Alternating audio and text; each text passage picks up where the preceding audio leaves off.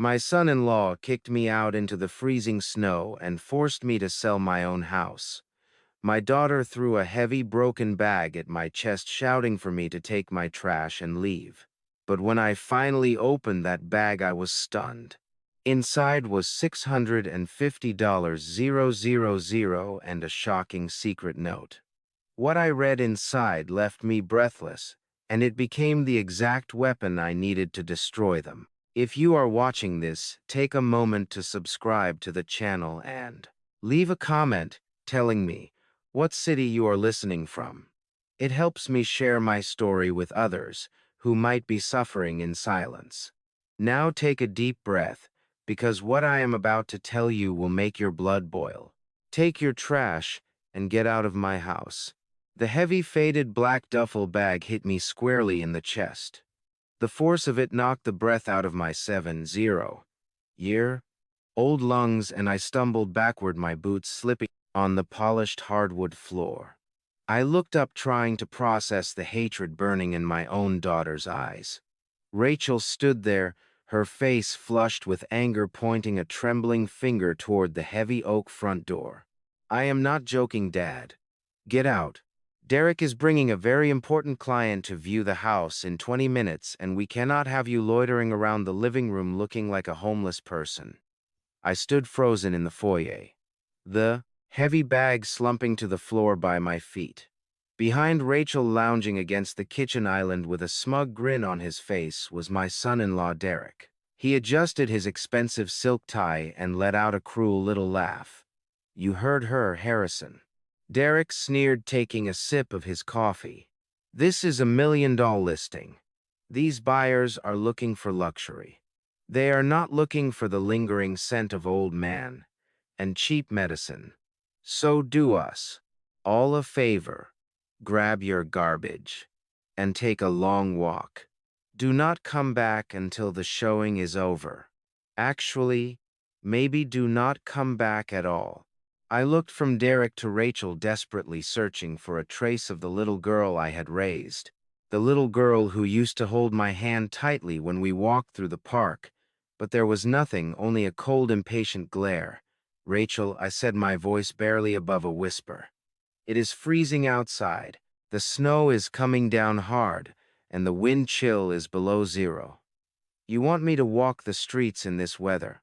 "Oh, stop being so dramatic," she snapped, crossing her arms. "There is a coffee shop 3 blocks down.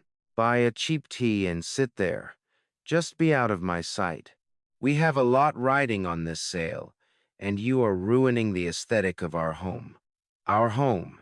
The words echoed in my mind, twisting like a rusty knife in my gut. She called it her home. She called it their sale. But the brutal reality was something far different.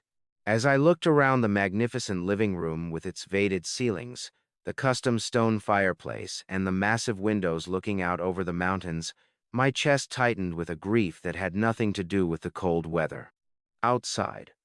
3 years ago, I sold everything I had.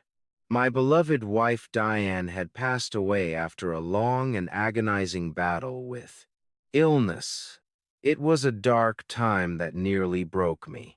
The only thing she left behind was a substantial life insurance policy, money she specifically meant for my retirement.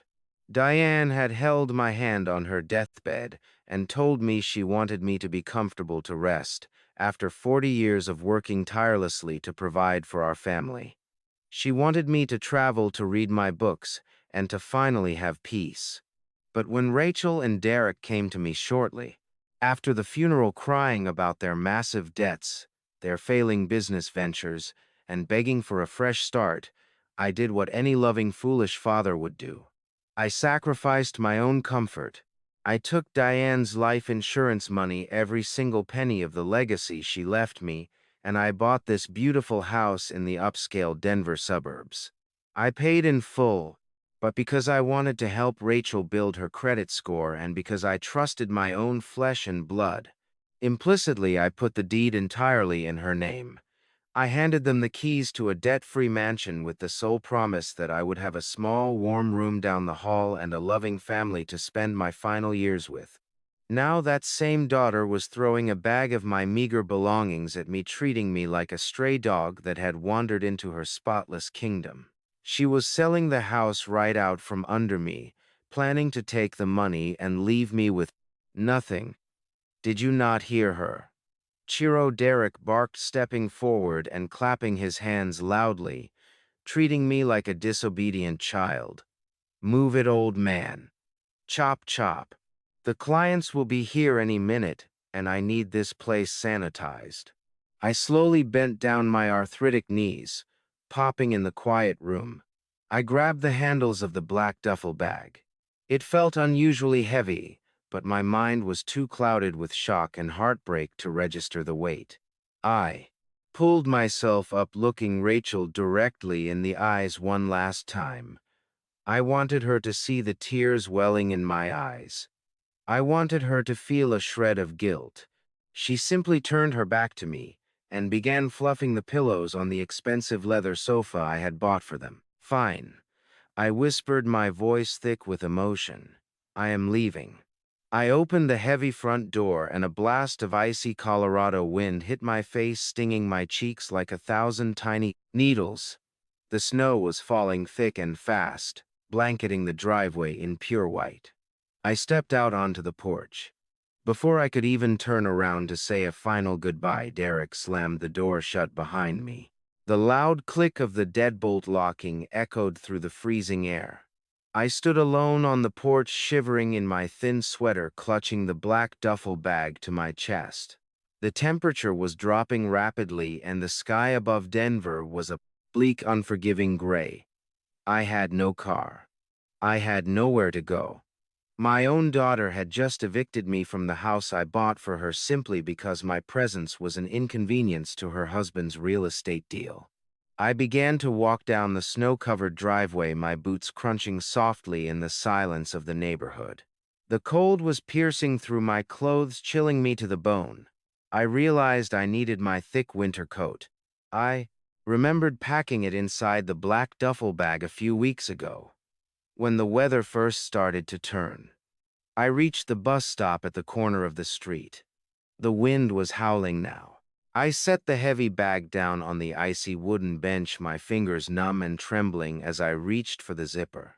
I just wanted my coat. I just wanted a little bit of warmth to survive the afternoon. But as I pulled the zipper open, my heart stopped.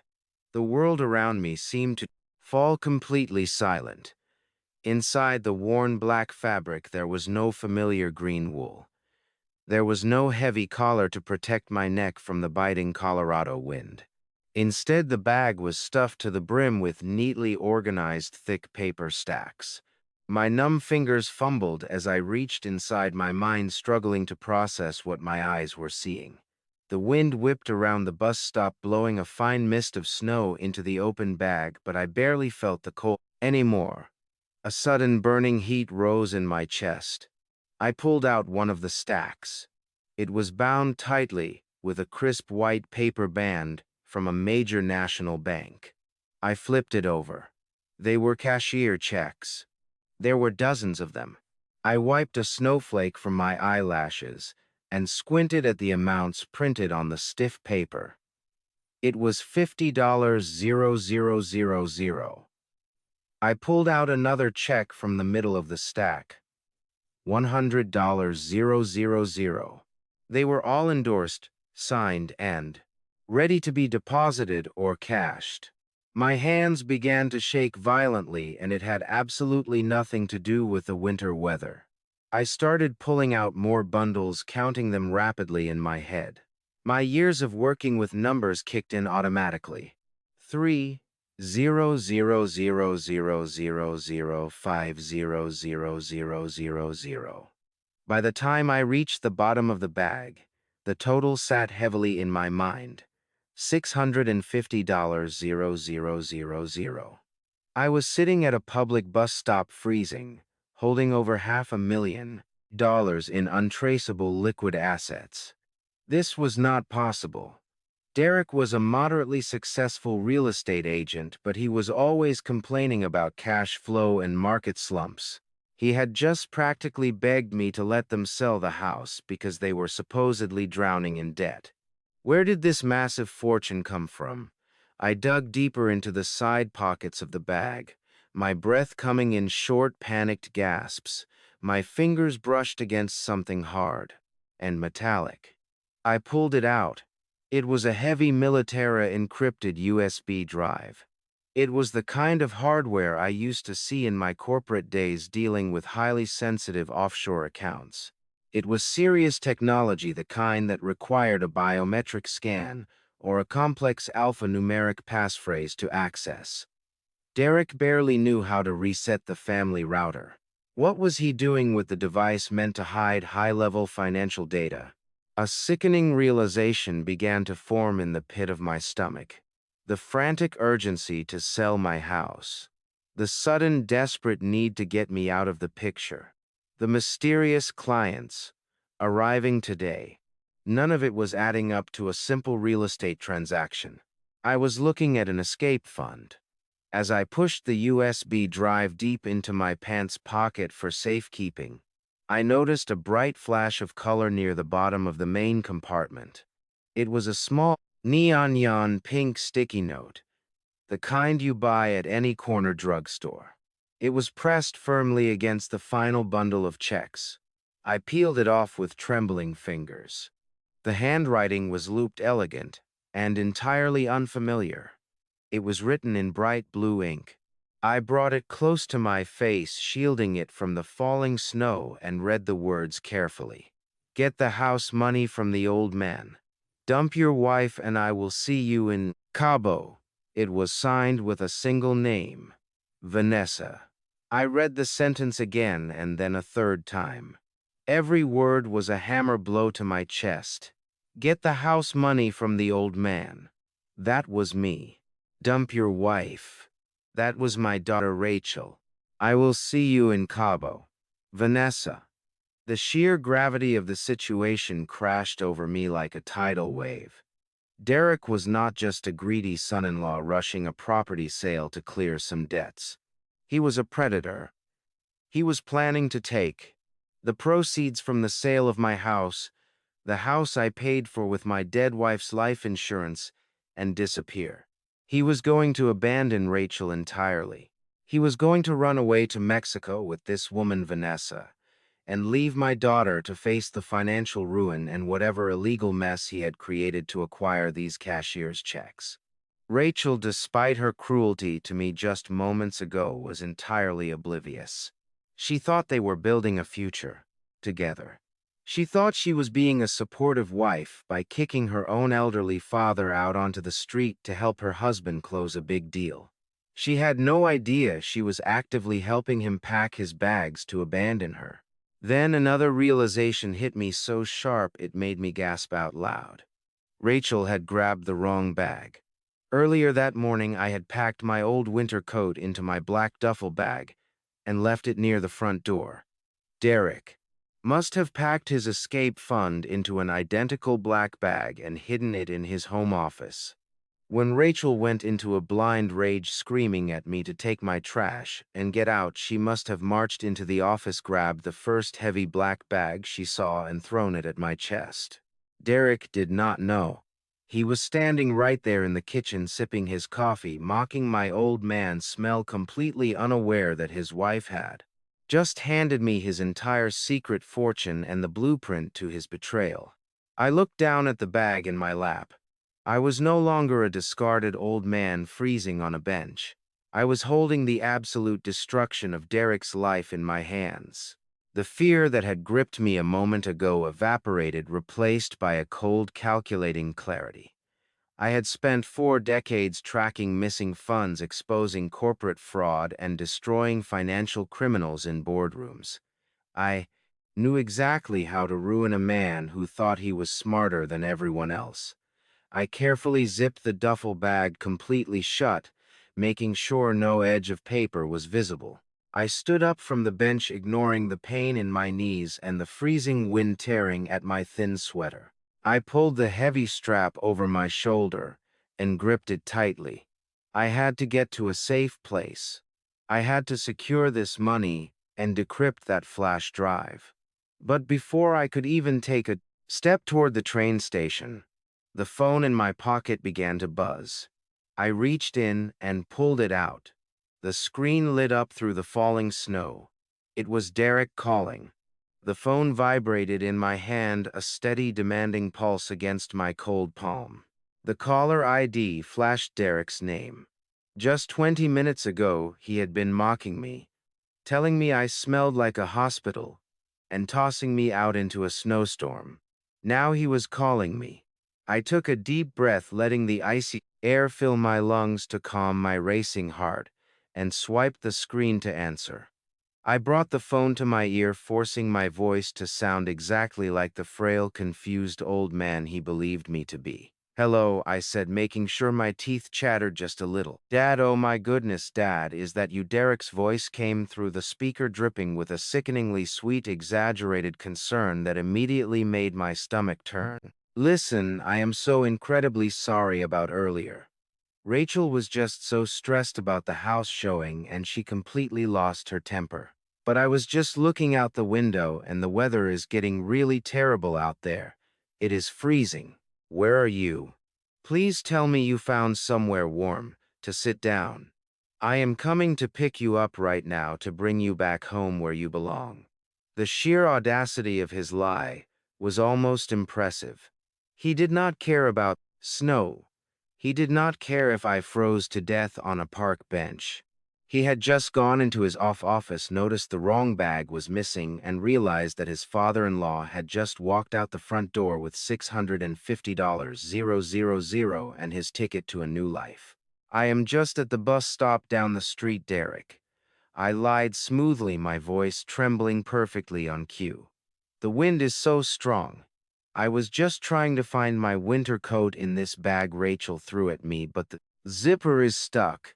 I cannot seem to get it open. My hands are too cold to make it work." A sharp intake of breath hissed through the receiver. It was the sound of pure, unadulterated panic, barely masked by his fake warmth. "Oh, do not worry about the zipper, Dad. Do not even try to open it. Your coat is actually still in the hall closet. Rachel just grabbed some old gym bag by mistake. Just stay exactly where you are. Do not move an inch. I am grabbing my car keys right now. I will be there in 2 minutes." He hung up before I could reply. The line went dead. I pocketed my phone and instantly sprang into action. The arthritis in my knees seemed to vanish, replaced by a surge of adrenaline I had not felt since my days tearing apart fraudulent corporate ledgers in Chicago. 2 minutes. I did not have 2 minutes, but I knew this neighborhood better than he did. I knew that the local commuter train station was just a narrow alleyway and a parking lot away, completely out of sight from the main road, where Derek would be driving. I hoisted the heavy black bag over my shoulder and practically ran through the snow. The wind whipped violently against my face, but I pushed forward, slipping through the gap between two tall hedges that bordered the local park. I emerged into the train station parking lot, just as I heard the distant roar of Derek's expensive sports car speeding down our street. He was rushing to the bus stop, expecting to find a helpless old man holding his treasure. I hurried inside the small heated station terminal. It was mostly empty, save for a few commuters huddled with their coffees. I made a beeline straight for the row of automated rental lockers bolted to the far wall. I quickly fed a crisp $20 bill into the machine, selected a locker in the bottom corner where the security cameras had a blind spot, and shoved the heavy duffel bag inside. I slammed the metal door shut, punched in a secure 4-digit PIN code that only an auditor would remember, and pulled the printed receipt from the slot. I folded the small slip of paper into a tiny square and tucked it deep inside my left sock. The $650,000, the encrypted flash drive, and the pink sticky note from Vanessa were now completely safe. But I could not just walk out there empty-handed. Derek was looking for a bag.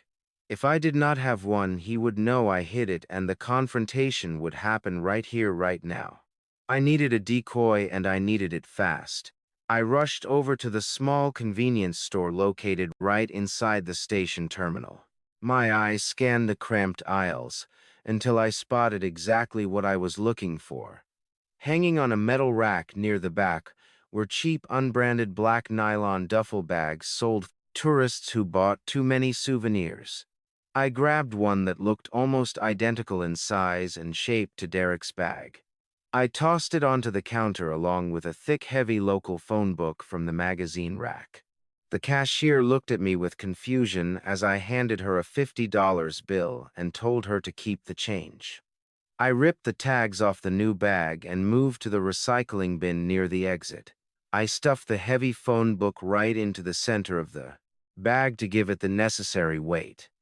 Then I grabbed handfuls of discarded newspapers from the bin, crumpling them up and packing them tightly around the phone book to give the bag a full, bulky shape. I zipped it shut.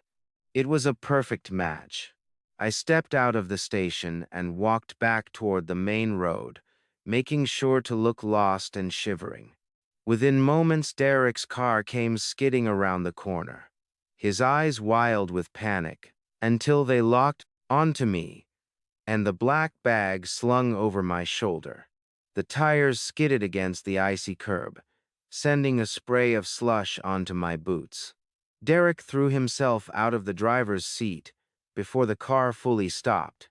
He rushed toward me, his coat flapping in the cold wind. His eyes were wide with frantic desperation. His gaze dropped to the black duffel bag resting against my hip. "Dad," he breathed out, panting. "Thank goodness. You must be freezing. Let me take that for you." He snatched the strap from my shoulder before I could reply. He grunted at the weight of the thick phone book hidden inside. Relief washed over his pale face. He thought he had his $650,000 back. He thought his plan was intact. I pulled my sweater tighter around my chest and let out a cough, leaning into the role of the frail old man. "I wanted my coat," I mumbled, keeping my voice weak. Rachel was so angry. I did not want to make her angrier by staying. "I know," he said, patting my back. "She overreacted earlier today. The clients rescheduled anyway. Let us get you into the warm car." The drive back was thick with tension. The heater was blasting, but the atmosphere inside the car was ice cold.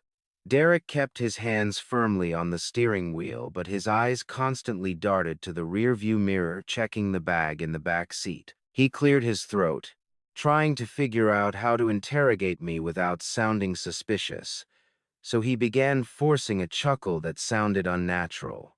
"I'm sorry about the mix-up with the bags today, Dad. That duffel you grabbed belongs to my office. It is full of sensitive client tax documents. Boring stuff, but completely confidential. You did not happen to open it, did you?" I turned my head slowly to look at him, narrowing my eyes, as if I were struggling to understand his words. I made sure to let my lower lip tremble just a tiny fraction. "Open it," I repeated, sighing heavily. "Derek, my arthritis is acting up terribly in this freezing cold. My knuckles are completely swollen."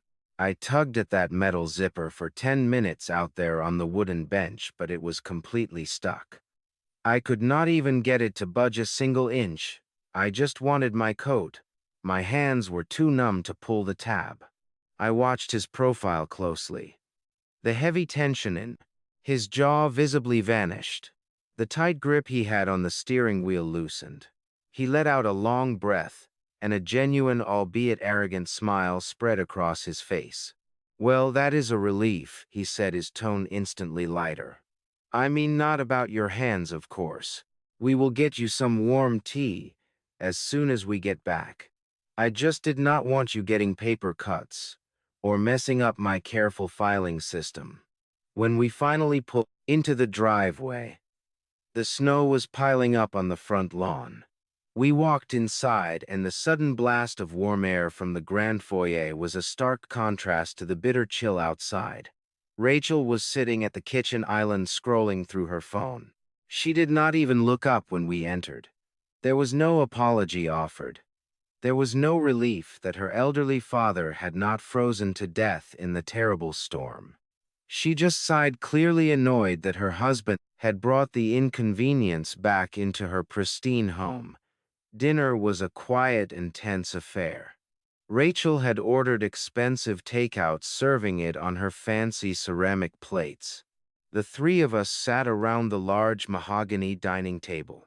The black duffel bag rested on the floor right next to the chair belonging to Derek. He absolutely refused to let it out of his sight. I ate slowly, taking small and deliberate bites, maintaining my careful disguise. Derek was in high spirits now. He poured himself a generous glass of expensive red wine, swirling it around in the glass. He even attempted to make small talk about the weather and his upcoming business meetings, completely ignoring the fact that his wife had literally thrown me out of the house hours earlier. Rachel remained mostly silent, offering only short and dismissive answers. She seemed very irritated by his sudden good mood. She had no idea that her husband was mentally packing his bags for a beautiful beach in Mexico with his secret mistress. She had no idea that he was planning to leave her drowning in a massive mountain of debt. And she certainly had no idea that the frail old man sitting across from her, quietly chewing his roast beef, was holding the ultimate detonator to their entire lives. As the tense meal finally came to an end, I slowly wiped my mouth with a white linen napkin and placed it gently on the table. "I think I will go lie down now," I said, pushing my heavy chair back with a loud scrape against the hardwood floor. The freezing cold really took it out of me today. "Good idea, Dad," Derek said, cheerfully taking a final sip of his wine. "Get some rest." He stood up, grabbed the heavy black duffel bag by the sturdy handles, and slung it proudly over his shoulder. He did not even look at Rachel. He just marched straight past the kitchen and headed up the carpeted stairs toward his private home office.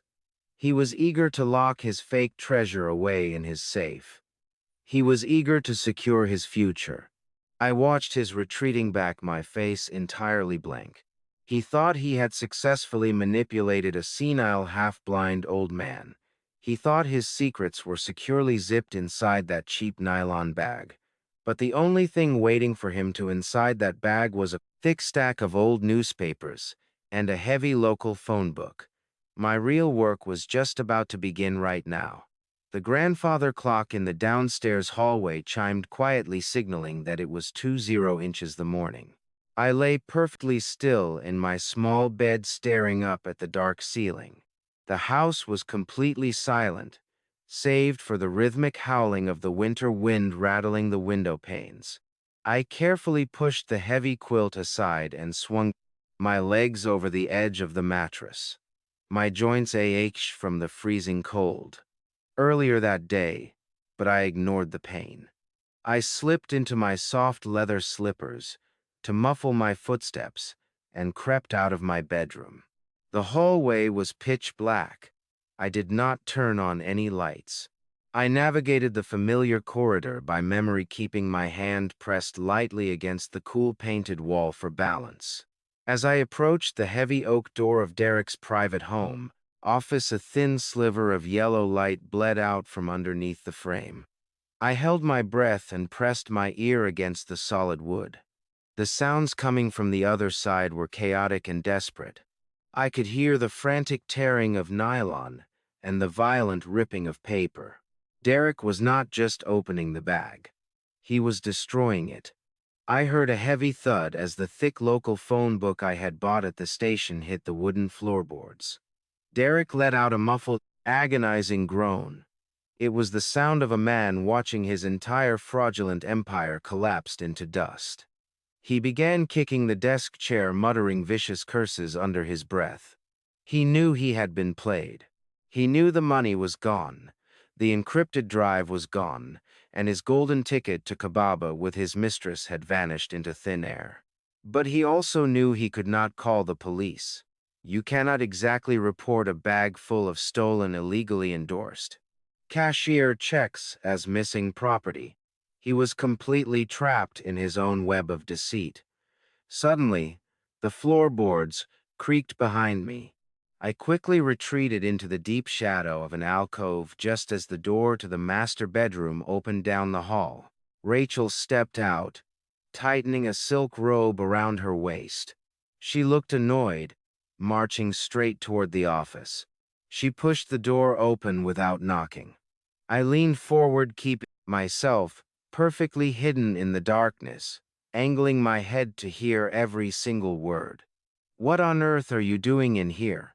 Rachel demanded, her voice sharp and irritated. "It is the middle of the night, Derek. I am trying to sleep, and you are in here throwing furniture around. What is all this trash on the floor?" Derek scrambled to his feet, his breathing heavy and erratic. "It is nothing," he stammered, his voice cracking with panic. "I was just looking for a specific file. I must have misplaced it. I am just stressed about the showing tomorrow." Rachel let out a harsh, condescending sigh. "You are always stressed lately," she snapped. "You need to get it together. We are so close to finishing this." I felt a cold chill wash over me that had nothing to do with the winter draft. Finishing what? I pressed closer to the doorway, straining to catch their conversation. "I just want this to be over." Rachel continued, her tone dripping with exhaustion and malice. "I cannot stand having him in the house anymore, walking around like a sad ghost expecting us to be grateful. The house is legally mine. He gave it to me. We need that equity to cover our debts, and we cannot sell it properly with him lingering around trying to claim some sort of moral ownership." Derek cleared his throat nervously, still clearly distracted by the loss of his secret fortune. "I know, honey," he said, trying to plate her, "but we have to be smart about this. If we just throw him out without a legal reason, he could hire a lawyer and cause trouble with the title transfer. He could claim elder abuse or try to revoke the original gift." Rachel laughed, a cold and hollow sound that broke my heart into 1,000 pieces. "Hire a lawyer? With what money?" she mocked. "He spent his entire savings buying this place for us.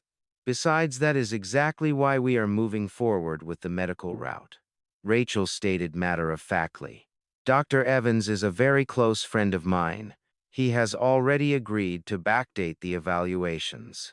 We are going to officially declare that my father is suffering from advanced dementia and is completely mentally incompetent. Once I have the medical power of attorney signed by a judge, I take full control of his remaining retirement accounts. He still has a small pension fund sitting there that we can drain to cover the legal fees." "And then what?" Derek asked, his voice shaking slightly. "Then we put him in that state-run nursing facility in Boulder," Rachel replied without a single ounce of hesitation or remorse. "It is entirely paid for by the government. He will be out of our hair forever. We sell the house and we finally get our lives back. He will not even know what day it is in a few months anyway." I stood in the dark hallway, my hands balled into tight fists.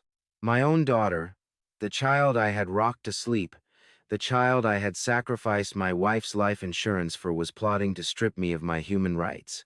She wanted to lock me in a desolate state-owned facility and steal my last remaining pennies, all while her husband was simultaneously planning to leave her with nothing. It was a symphony of betrayal. They both thought I was a weak, gullible old fool. They thought they held all the cards in this twisted game. But they were gravely mistaken. I slowly backed away from the office door, stepped perfectly silently down the long, dark hallway, and retreated to the quiet safety of my room to plan. The first rays of dawn crept through the frosted window of my bedroom, casting a pale, cold light across the floor. I had not slept a single wink. My mind had been racing for hours, meticulously categorizing every piece of information I had gathered during the night. The betrayal of my daughter and the criminal desperation of my son-in-law formed a clear, undeniable picture. I knew that if I stayed in this house for even one more day, I would be trapped. Rachel was already plotting with her corrupt doctor friend to strip away my legal rights. And Derek was a ticking time bomb who would inevitably realize his precious duffel bag was completely filled with nothing but old news. I had to get out, and I had to do it on my own terms before they could make their next move. I slowly pushed myself out of bed and began to pack a small battered leather suitcase. I only took a few changes of clothes, my basic toiletries, and a handful of essential documents I kept hidden beneath the floorboards of my closet. I left behind the expensive suits and the sentimental items. I needed to travel light and more. Importantly, I needed to look like a defeated man who had simply given up the fight. By the time I heard the heavy footsteps of Derek coming down the stairs, I was already sitting at the kitchen island nursing a lukewarm cup of black coffee. I slouched my shoulders, letting my posture sag to mimic the crushing weight of depression. I practiced a vacant, sorrowful expression, making sure my eyes looked red and tired. Derek walked into the show my flash kitchen wearing a crisp suit for his upcoming real estate showings. He looked exhausted with dark circles under his eyes, likely from spending the entire night trying to salvage his ruined escape plan. Rachel followed shortly after, tying her silk robe tight. She glared at me the moment she saw me occupying her pristine kitchen space. "Good morning," I murmured, my voice intentionally raspy and weak.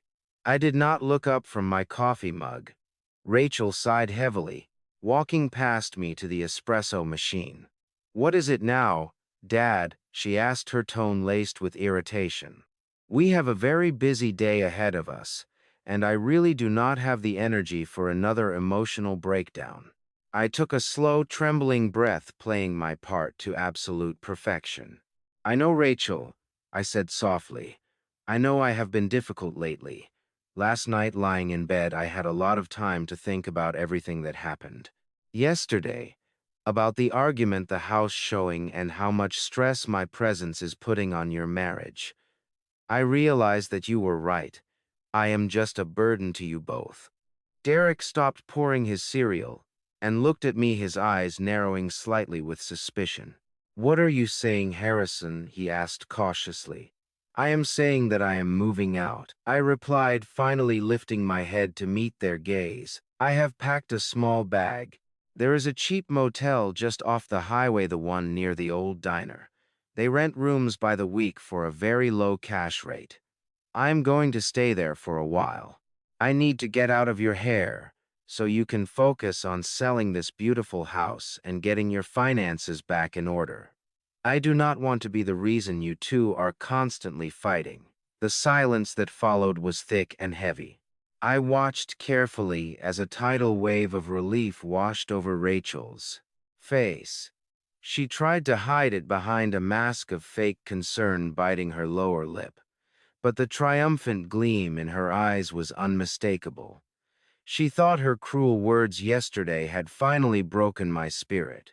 She thought she had successfully bullied me into self-eviction, saving her the trouble of legally forcing me out before the fake medical diagnosis was finalized. "Dad, are you sure about this?" Rachel asked, her voice dripping with artificial sympathy. "I mean, a motel off the highway is not exactly comfortable for a man your age. We did not mean to make you feel like a burden. We are just under a lot of pressure right now." I nodded slowly, keeping my expression entirely submissive. "I am sure, sweetheart. It is for the best. You need your space. I will manage just fine. I will call a taxi to come pick me up in 10 minutes. I will leave the house keys on the counter." Derek practically beamed. He quickly stepped forward and placed a heavy, patronizing hand on my shoulder. "Listen, Dad. If you really think this is what you need to do, we support you. It is incredibly mature of you to recognize the situation. Let me at least pay for your cab fare to the motel. It is the least I can do after the misunderstanding with the bags yesterday. I suppressed the intense urge to slap his hand away. Thank you, Derek, whispered. That is very kind of you. 15 minutes later, I was standing on the snow-covered driveway clutching my small suitcase as a yellow taxi pulled up to the curb. Rachel and Derek stood on the front porch waving goodbye with expressions of pure unadulterated joy. They thought they had won. They thought they had successfully manipulated an old senile man into abandoning his million-dollar home, leaving them free to execute their selfish, destructive plans. They truly believed I was crawling away to die quietly in a cheap roadside motel. I slid into the back seat and closed the heavy door. As the taxi driver pulled away, I looked through the rear window, watching the large house disappear. I felt absolutely no sadness or regret. The frail old man they knew was now completely gone. It was finally time to strike back. I instructed the taxi driver to make a quick detour before heading to the motel. He pulled up to the commuter train station, leaving the meter running while I hurried inside. The terminal was quiet now. I walked straight to the bank of rental lockers, reached down into my sock, and pulled out the small folded slip of paper. My fingers were steady as I punched the 4-digit code into the electronic keypad. The heavy metal door popped open with a satisfying click. I grabbed the real black duffel bag, slung it over my shoulder, and walked back out to the waiting cab. 20 minutes later, the driver dropped me off at the fading neon-lit entrance of the motor lodge. It was a depressing cinder block building with peeling paint and flickering exterior lights. I paid in cash at the bulletproof glass window and received a physical brass key attached to a heavy plastic diamond. Room 112. I walked down the icy exterior corridor and let myself into the room. It smelled faintly of stale cigarette smoke and cheap industrial pine cleaner. The carpet was a stained mustard yellow, and the bedspread was thin and heavily worn. It was a massive downgrade from the sweeping vated ceilings and heated floors of the million-dollar home I had purchased for my daughter. But as I locked the deadbolt and pulled the heavy blackout curtains shut against the winter morning light, I felt an overwhelming sense of relief. This dingy, forgotten room was my new fortress. I placed my small leather suitcase on the sagging mattress and opened it. I pushed aside my folded shirts and shaving kit, reaching for the false bottom I had built into the lining. I pulled out my laptop. It was not a basic consumer model. It was a heavy, high-processing machine built for crunching massive amounts of encrypted data. I set it up on the small, wobbly laminate desk in the corner of the room and plugged it into the wall outlet. I pulled up the wooden chair and sat down. Next, I unzipped the black duffel bag and pulled out the stacks of cashier checks.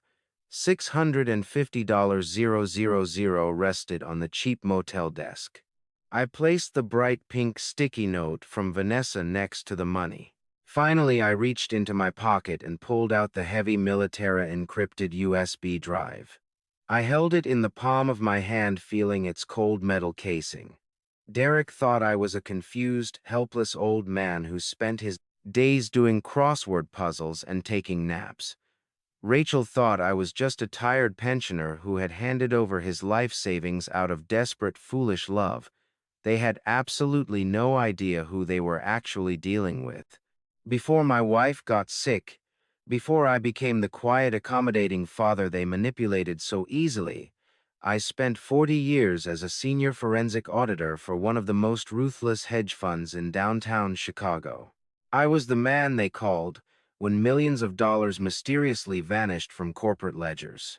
I was the financial predator who hunted down corrupt executives, offshore shell companies, and destroyed the careers of men who thought they could outsmart. I did not just look at spreadsheets. I dissected them. I found the hidden truths buried in mountains of digital lies. I spent decades swimming with absolute sharks in the darkest, most cutthroat waters of the financial industry. And Derek, a mediocre suburban real estate agent who could not even keep his own lies straight, had decided to swim in my pool. It was a fatal mistake. He had looked at my silver hair and quiet demeanor, seeing only a weak target. He never once stopped to consider that some old men are quiet simply because they are patiently waiting to strike back. I powered on my laptop. The screen glowed, illuminating the dark motel room. I inserted the USB drive into the side port. The computer immediately recognized the external hardware. A small window popped up on the screen demanding a password. I leaned forward, cracking my knuckles. The arthritis pain that I had faked so convincingly earlier was nowhere to be found. My mind was sharp, focused, and entirely engaged. The drive was encrypted, but the software protecting it was an off-the-shelf, commercially available program. It was designed to keep out curious spouses and amateur hackers, not someone with my level of specialized clearance and decades of technical experience. I opened a backdoor decryption terminal on my laptop and began running a brute force algorithm I had coded myself years ago. As the numbers scrolled rapidly across the black screen, I examined the digital footprint. Derek had left from Makiev behind. He was incredibly sloppy. He had not masked his IP address when setting up the initial partition, and he had used a predictable sequencing pattern for the data clusters.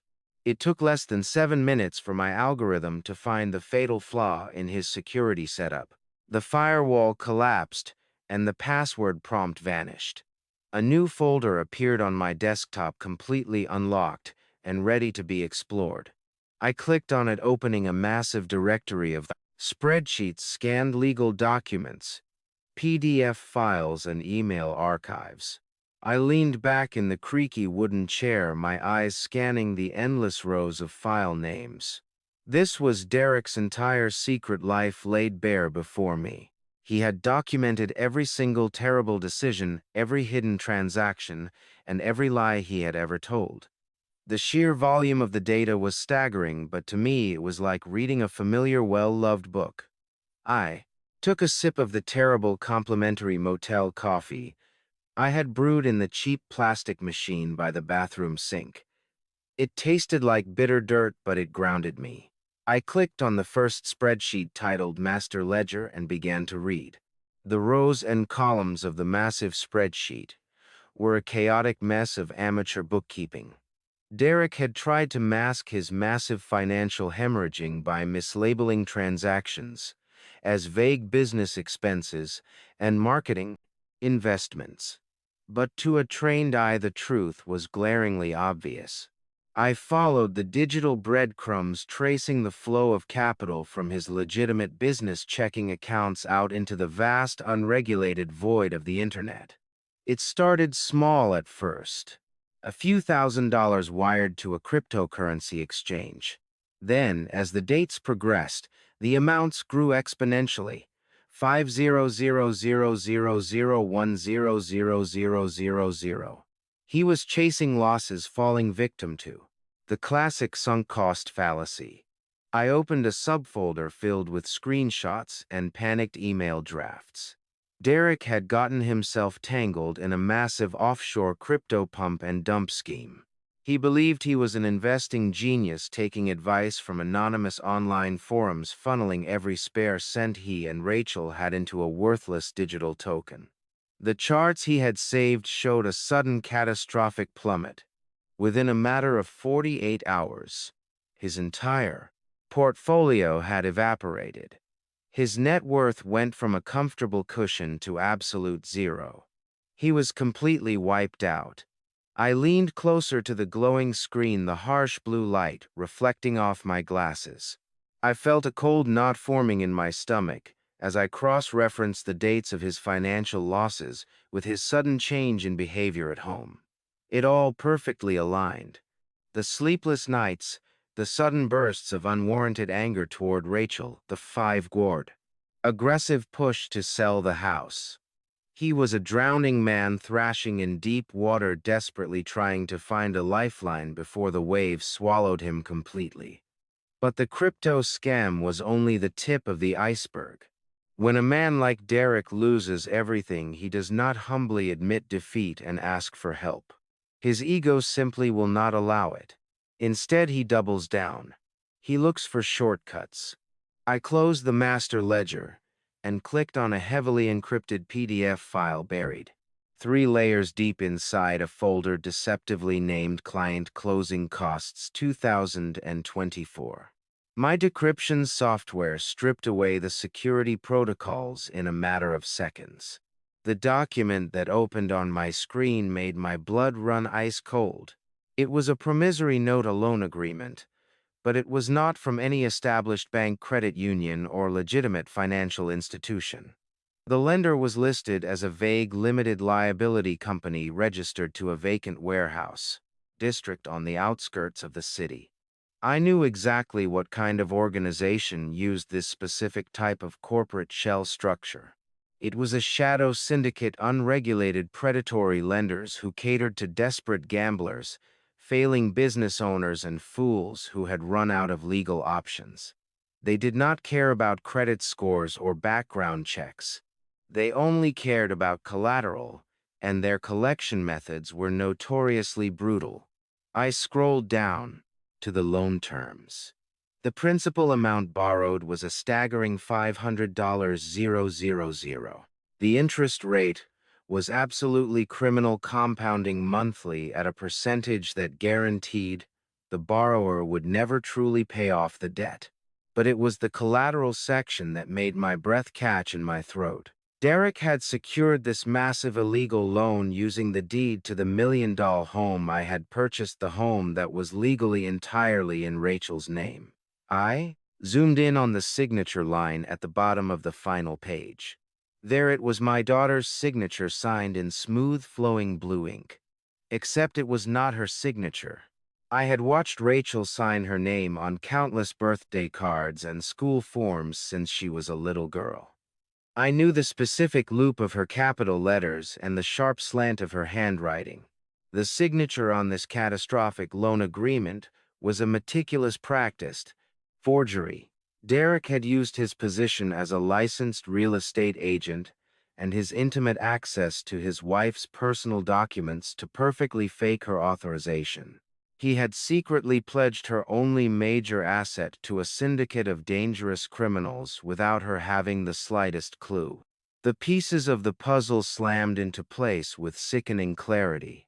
Derek had taken the $500,000 from the shadow syndicate to cover his immediate debts and try to buy himself some time, but the crushing monthly interest payments had quickly drained that cash injection. The syndicate was undoubtedly closing in on him, threatening to call in the loan and seize the collateral. They were coming for the house. If they foreclosed, Rachel would not just be left homeless. She would be personally liable for a massive debt she never agreed to.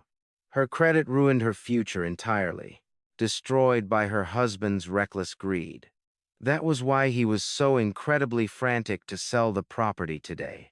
He needed to liquidate the asset, pay off the shadow lenders to save his own skin, and then use whatever money was left over to flee the country with his mistress. He was perfectly willing to let his wife take the ultimate fall. He was going to leave her standing in the wreckage of their marriage, facing down aggressive debt collectors and potential fraud charges, while he sat on a beautiful beach sipping cocktails. The sheer malice of his plan was breathtaking. I sat back in the creaky motel chair, staring at the digital evidence of his crimes. The silence of the cheap room felt deafening. I had always disliked Derek, sensing a deep arrogance and a profound lack of character beneath his polished salesman smile. But I had never imagined he was capable of this level of calculated cruelty. He cruelty.com/ had built a house of cards on a foundation of pure deceit, and it was swaying violently in the wind. I reached over and placed my hand on the thick stacks of cashier checks sitting on the desk next to my computer, ready for the next shocking revelation. The paper was thick premium stock. I ran my thumb over the raised ink of the routing numbers printed at the bottom of the top check. $50. 000, issued by a reputable national bank, made payable to a generic-sounding holding company that I had already identified in Derek's files as a shell corporation he set up just 3 weeks ago. I picked up the next check. $100,000 issued from a different bank, but payable to that same shell company. I needed to know exactly whose pockets he had picked. I turned my attention back to the laptop screen and opened a new search query within his decrypted hard drive. I typed in the exact dollar amounts from the checks referencing them with the dates they were issued. The search engine hummed for a few seconds before returning a localized hit. A folder labeled simply as Escrow Deposits 2024. I clicked the folder open, and my stomach churned. They were purchase agreements, wire transfer receipts, and good faith deposit logs for his real estate clients. I opened the first file matching the $50,000 amount.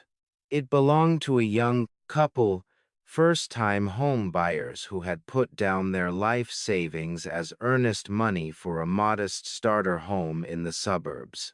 I checked the routing numbers from their wire transfer against the numbers on the cashier check sitting on my desk. They were a perfect, undeniable match. I opened the next file matching the $100,000 check. It was the down payment from an elderly widow looking to downsize after her husband passed away. Derek had taken her money too. I went through every single check in the bag, matching them to the heartbroken files of families and individuals who had trusted him with their futures. He had not just borrowed from a shadowy syndicate. He had systematically embezzled $650,000 directly from his own clients. He had drained their escrow accounts, laundering the funds through his fake shell company to convert them into untraceable cashier checks. This was no longer just a messy suburban divorce or a bad business decision. This was a massive federal financial crime. It was grand larceny on a scale that would carry a mandatory federal prison sentence. And I was holding all the evidence in a cheap nylon bag. I sat back and let the horrifying brilliance of his master plan wash over me. It was a perfectly orchestrated sequence of betrayal. Derek was completely bankrupt from his offshore crypto disaster. He was drowning in high-interest debt from the violent shadow syndicate. The syndicate was undoubtedly threatening his life, demanding their $500,000 back. So he devised a way out that would save his own skin and leave everyone else to burn. First, he forged Rachel's signature to pledge the house as collateral, keeping the violent lenders temporarily at bay. Then he began stealing the escrow deposits from his clients, slowly building an untraceable cash reserve. Now the final phase of his plan was unfolding today. The urgent, desperate house, showing the panicked need to get me out of the property. He was going to push this sale through as fast as humanly possible. He would take whatever legitimate equity was left from the sale, add it to the stolen client funds, and completely vanish. When the Shadow Syndicate realized they had been played, they would come looking for the collateral. They would come looking for the person whose signature was on that forged loan agreement. They would come for Rachel. My daughter would be left entirely alone, completely blindsided, facing aggressive, violent debt collectors for a $500,000 loan she never took out. She would lose the house, her credit, and potentially her safety. And where would Derek be while his wife faced total ruin?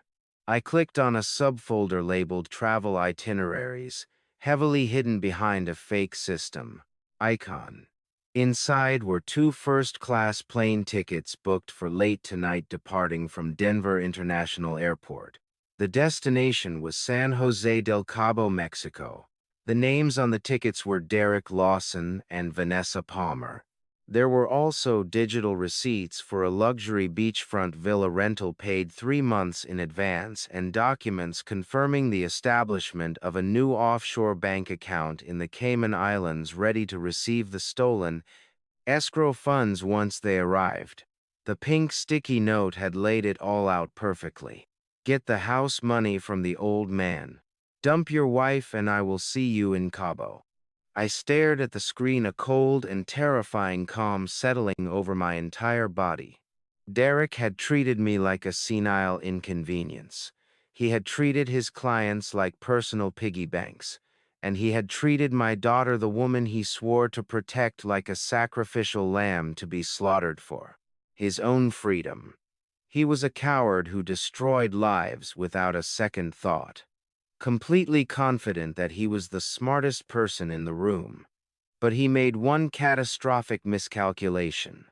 He let me pack my bags. I closed the laptop and placed my hands flat on the desk. The sadness and betrayal I had felt yesterday were completely gone, replaced by a deep, dark resolve. I was not going to simply call the police and hand over the evidence.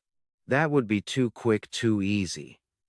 A standard arrest would allow him to hire a lawyer, drag out the process, and maybe even find a way to drag Rachel down with him by claiming she was an accomplice.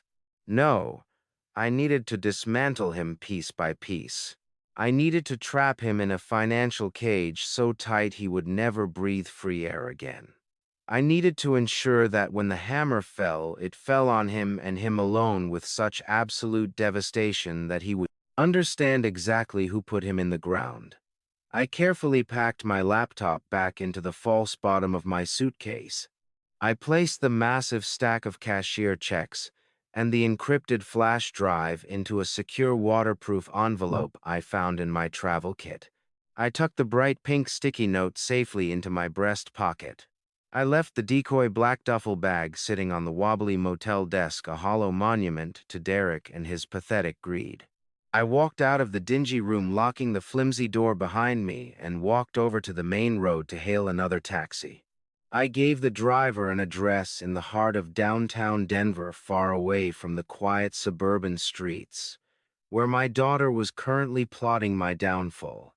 30 minutes later, I stood in the sleek marble lobby of one of the most prestigious law firms in the state. I did not have an appointment, but when you have spent 40 years navigating the treacherous waters of high finance, you build relationships that bypass receptionists and waiting rooms. I took the private elevator up to the top floor and walked straight into the corner office of Jonathan Pierce. Jonathan was a legal shark, a man I had worked alongside during my most complex corporate audits in Chicago. He had retired to Denver a few years ago to open his own practice, catering strictly to high net worth clients and complex financial litigation.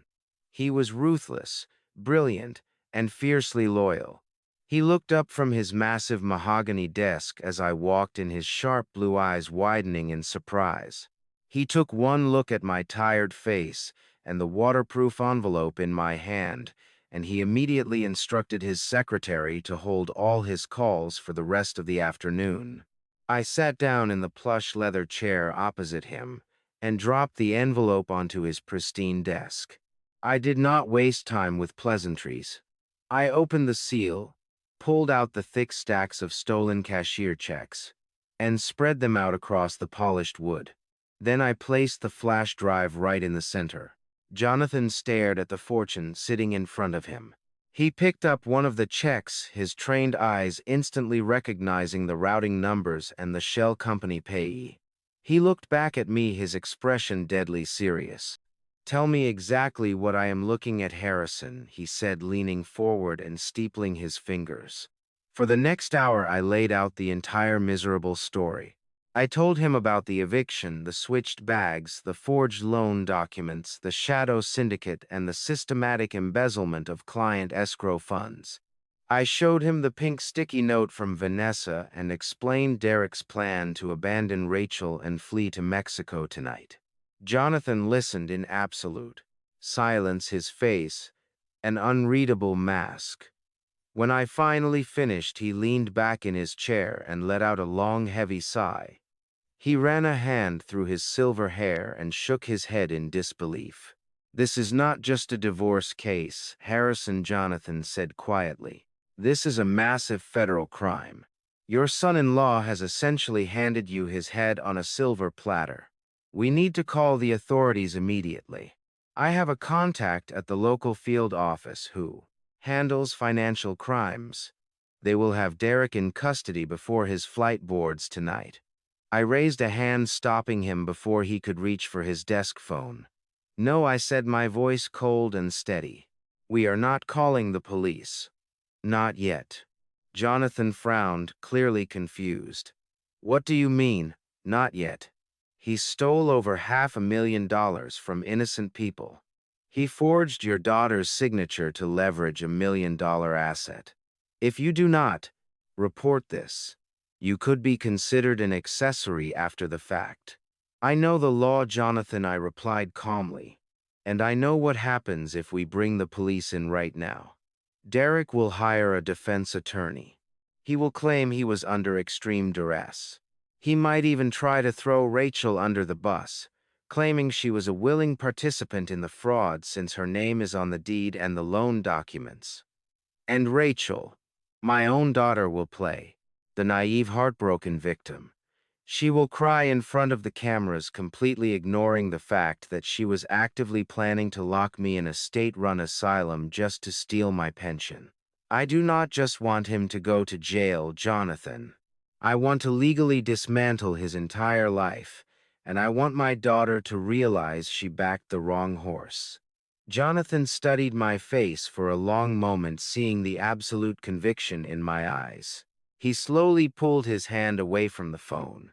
"You want to ruin him yourself," he stated, a small, dangerous smile touching the corners of his mouth. "I want to trap him in a corner where neither a lawyer nor his precious mistress can save him," I corrected. "He thinks he is a financial genius.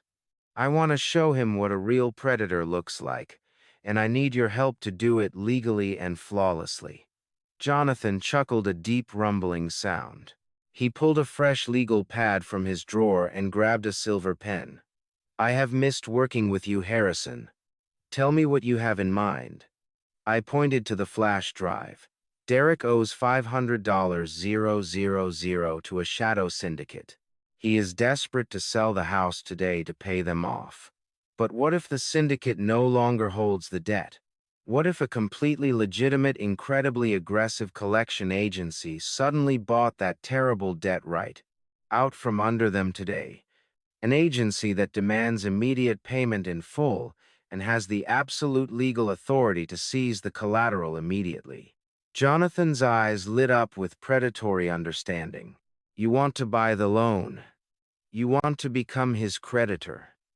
"Exactly," I said. "I want to buy the paper."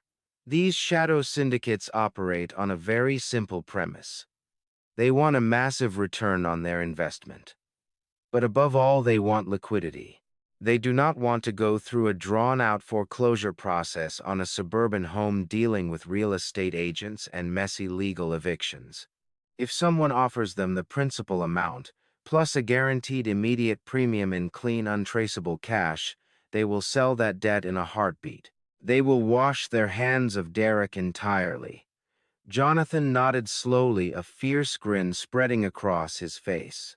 "We can do it," he said, pulling his keyboard closer. "We need to set up a holding company right now. A ghost entity, something with layers of corporate anonymity, so Derek never sees your name on the paperwork until it is far too late. We will call it Apex Financial. I have a few shell corporations already registered in Delaware, just sitting on the shelf for emergencies like this. We can transfer ownership and activate the LLC within the hour. It will be completely untraceable. Anyone searching public records will only find a registered agent in a generic office building. They will never connect Apex back to you. But Harrison, there is a major problem here. Buying a $500,000 loan requires $500,000 in actual liquid cash. We cannot use the stolen cashier checks from your bag. That money is evidence. It belongs to Derek's victims. It has to be returned to them untouched. How are you going to fund this buyout? I smiled a quiet, knowing smile. Rachel and Derek always assumed they knew everything about my finances. They knew about Diane's life insurance, and they knew about my standard corporate pension. When I gave them the money for the house, Rachel assumed I had completely emptied my reserves. She thought I was a dependent living on a fixed income entirely at her mercy. That was why she was so eager to declare me mentally incompetent to seize whatever scraps were left. But you do not spend 40 years as a senior auditor for a major hedge fund without learning how to aggressively multiply your own capital. I had spent decades building a private, highly diversified investment portfolio. It was buried in offshore trusts and index funds that Rachel knew absolutely nothing about. I had always planned to leave this portfolio to Rachel in my will, hoping she would mature over time. But her actions yesterday completely erased that desire. She threw my love away for the illusion of control and wealth. I did not hide it from her out of malice. I hid it because I knew her pragmatic, greedy nature, and I wanted to ensure I was never treated like a walking ATM. Well, she treated me like garbage. Anyway, I reached into my jacket and pulled out a small, encrypted mobile banking device. I have the funds, Jonathan, I said smoothly. Clean, untraceable, and ready to be wired instantly. Set up Apex Financial. Jonathan did not ask any more questions. His fingers flew across the keyboard.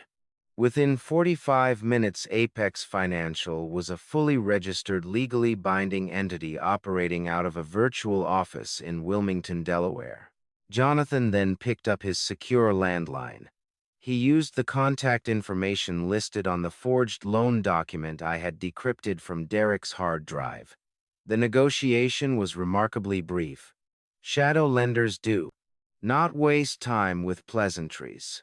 Jonathan introduced himself as a corporate acquisition attorney representing a private equity firm interested in distressed debt. He offered them the full $500,000 principal plus a 20% premium for their trouble, payable immediately via wire transfer. Just as I predicted, the syndicate representative accepted the offer without a second of hesitation. They were thrilled to offload a messy suburban real estate collateral for instant clean cash. I typed a series of complex authorization codes into my banking device. I watched the screen as $600,000 vanished from my private offshore account and dropped straight into the escrow account Jonathan had just opened for Apex Financial. 10 minutes later, the secure fax machine in the corner of Jonathan's office hummed to life. A thick stack of documents began to spill out into the plastic tray. It was the deed of assignment. Jonathan gathered the pages, quickly reviewing the legal jargon to ensure everything was ironclad. He placed the final page on the desk in front of me and handed me his heavy silver pen. "Sign here, acting as the managing director of Apex Financial," he instructed. I took the pen. My hand did not shake. I signed my name with a smooth, deliberate stroke. The ink dried, sealing the trap completely. It was done. I set the pen down on the desk. I was now officially, legally, and undeniably Derek's sole creditor. I owned the $500,000 debt. More importantly, I held the absolute first position lien on the house. Derek could not sell that property. He could not transfer the title. He could not access a single penny of equity without my explicit written permission. He was currently running around Denver, sweating through his suit, frantically trying to close a real estate deal to pay off a syndicate of dangerous criminals. He had absolutely no idea that the criminals were already gone. He had no idea that the ruthless entity holding his financial life by the throat was the very same frail old man he had kicked out into the snow just a few hours ago. The house of cards he had built was no longer swaying in the wind. It was already crushed, and I was simply waiting for the perfect moment to show him the absolute devastation he had brought upon his own head. His arrogance blinded him, but soon he would learn the true cost of underestimating a patient father who had nothing left to lose. I left Jonathan's office feeling a profound sense of control that I had not experienced in years. The crisp afternoon air of downtown Denver filled my lungs as I hailed a cab back to my motel room. The contrast between the mahogany walls of the law firm and the peeling wallpaper of room 112 was stark, but I found comfort in the shadows. I knew my isolation here was only temporary. I settled back into the creaky wooden chair, reviewing the digital files on my laptop, waiting for the next piece of this twisted puzzle to fall into place. It did not take long. Just after 300, a sharp, hesitant knock echoed through the thin wooden door. I hid the laptop beneath the mattress and shuffled toward the entrance. I made sure to let my shoulders slump and my breathing sound labored before I turned. The brass knob. Standing on the concrete walkway was my daughter. Rachel looked entirely out of place in this run-down motor lodge. She was wearing a tailored designer coat and carrying a pristine leather purse that cost more than 3 months of rent at this establishment. But it was her face that truly captured my attention. Her eyes were red and puffy, and her lower lip trembled as if she were holding back a tidal wave of grief. It was a spectacular performance. "Dad," she whispered, her voice cracking perfectly. "Can I come in?" I stepped aside, playing the part of the weary, heartbroken father. She walked into the dim room, her nose wrinkling slightly at the smell of stale tobacco and cheap pine cleaner, though she quickly masked her disgust with a look of profound sorrow. "Oh, Dad, look at this place," she sobbed, turning to face me with fresh tears spilling down her cheeks. "I feel so terrible. Derek and I were up all night crying. We never wanted you to feel like you had to leave your own home.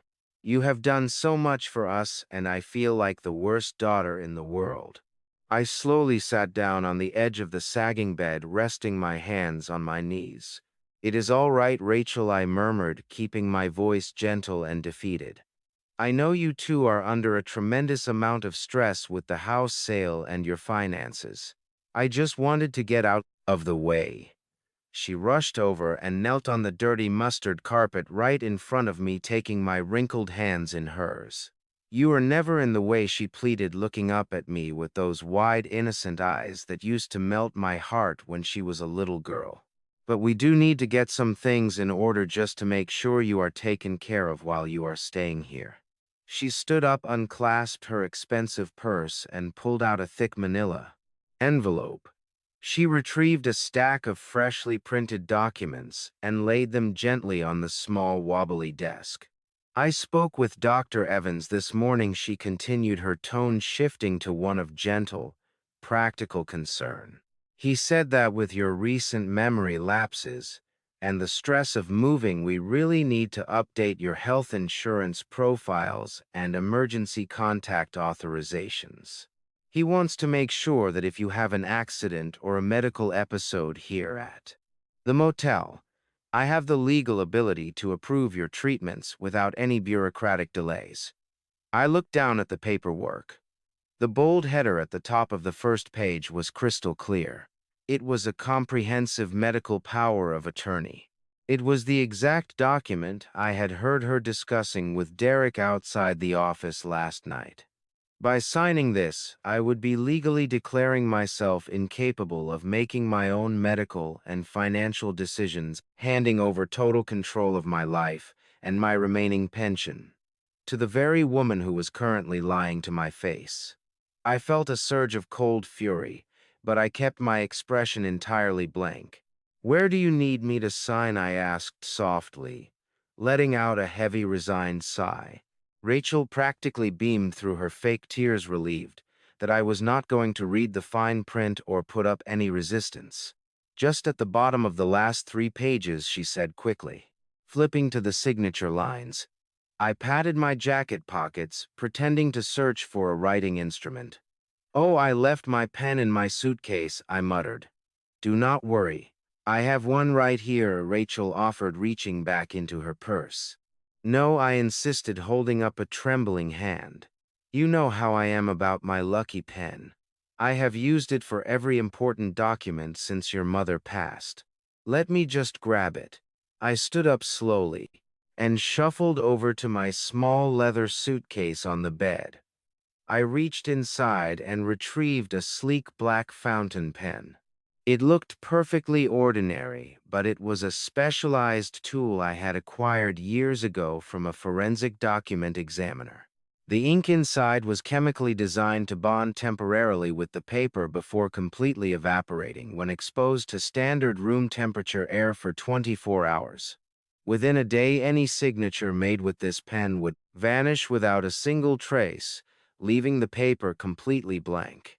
I walked back to the desk, uncapped the pen, and signed my name with slow, deliberate strokes on all 3 pages. "Thank you, Dad." Rachel breathed, her voice dripping with artificial gratitude as she quickly gathered the papers. "This just gives me peace of mind knowing you are safe." She shoved the documents back into the manila envelope and tucked them safely inside her designer purse. She left the purse sitting unclasped on the desk as she turned to pull me into a tight embrace. "I love you so much," she whispered against my shoulder. I hugged her back, wrapping my arms around her. As I did, I reached into the small pocket of my cardigan and pulled out a tiny black micro GPS tracking device. It was no larger than a small coin, while Rachel held me, pretending to mourn the broken relationship she had actively orchestrated. My right hand slid smoothly over her shoulder and dropped the tiny tracker straight into the open lining of her expensive purse. It settled deep into the fabric, completely hidden from view. "I love you too, Rachel." I lied, my voice steady. She finally pulled away, wiping a final fake tear from her cheek. "I will call you tomorrow to check on you," she promised, grabbing her purse and heading for the door. I stood in the center of the dingy motel room and watched her walk out into the freezing afternoon. The door clicked shut behind her. She was walking away, believing she had just stolen my future and secured her legal control over my life. She had absolutely no idea that by tomorrow morning her precious legal document would be nothing more than blank paper, and I would be tracking every single move she and her husband made as their world began to collapse. I waited until the sound of her car engine faded completely into the distance before I moved. I locked the deadbolt again and immediately pulled my heavy laptop out from under the sagging mattress. I opened a specialized tracking application, one I had custom-muled years ago to monitor corporate assets moving across international borders. A map of the greater Denver area filled the glowing screen, and a small pulsing red dot appeared right near the highway on-ramp. The micro GPS tracker was functioning perfectly.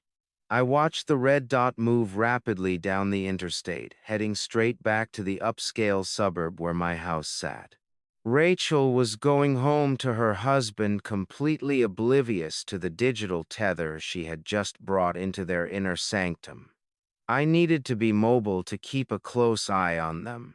I used a secure prepaid phone to call a local car rental agency and arranged for a discreet, unmarked gray sedan to be dropped off at the diner next door. By the time the rental car arrived, the red dot on my screen had been stationary at the house for nearly an hour.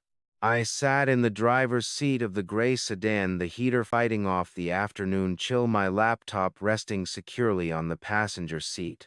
Suddenly, the dot began to move again. But it was not heading toward the medical clinic of her corrupt doctor, and it was not heading toward a blank's local grocery store.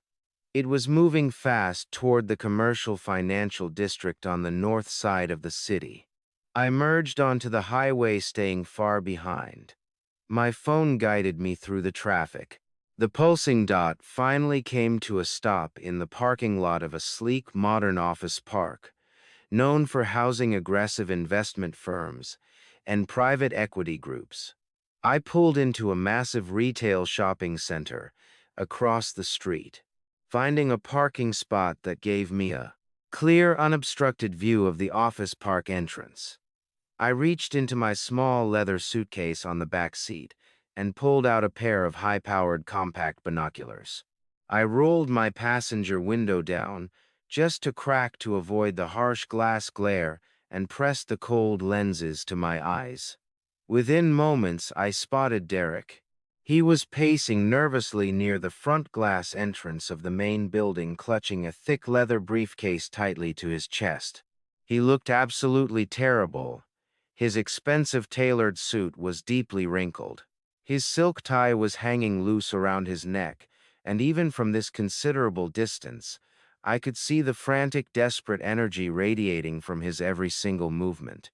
He kept checking his expensive watch, constantly shifting his weight, and violently wiping sweat from his forehead despite the freezing winter weather blowing around him. A few minutes later, a heavy black luxury SUV pulled up to the curb right in front of him. Two men in sharp dark suits stepped out of the vehicle.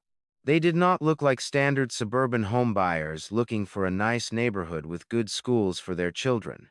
They were fast cash property liquidators.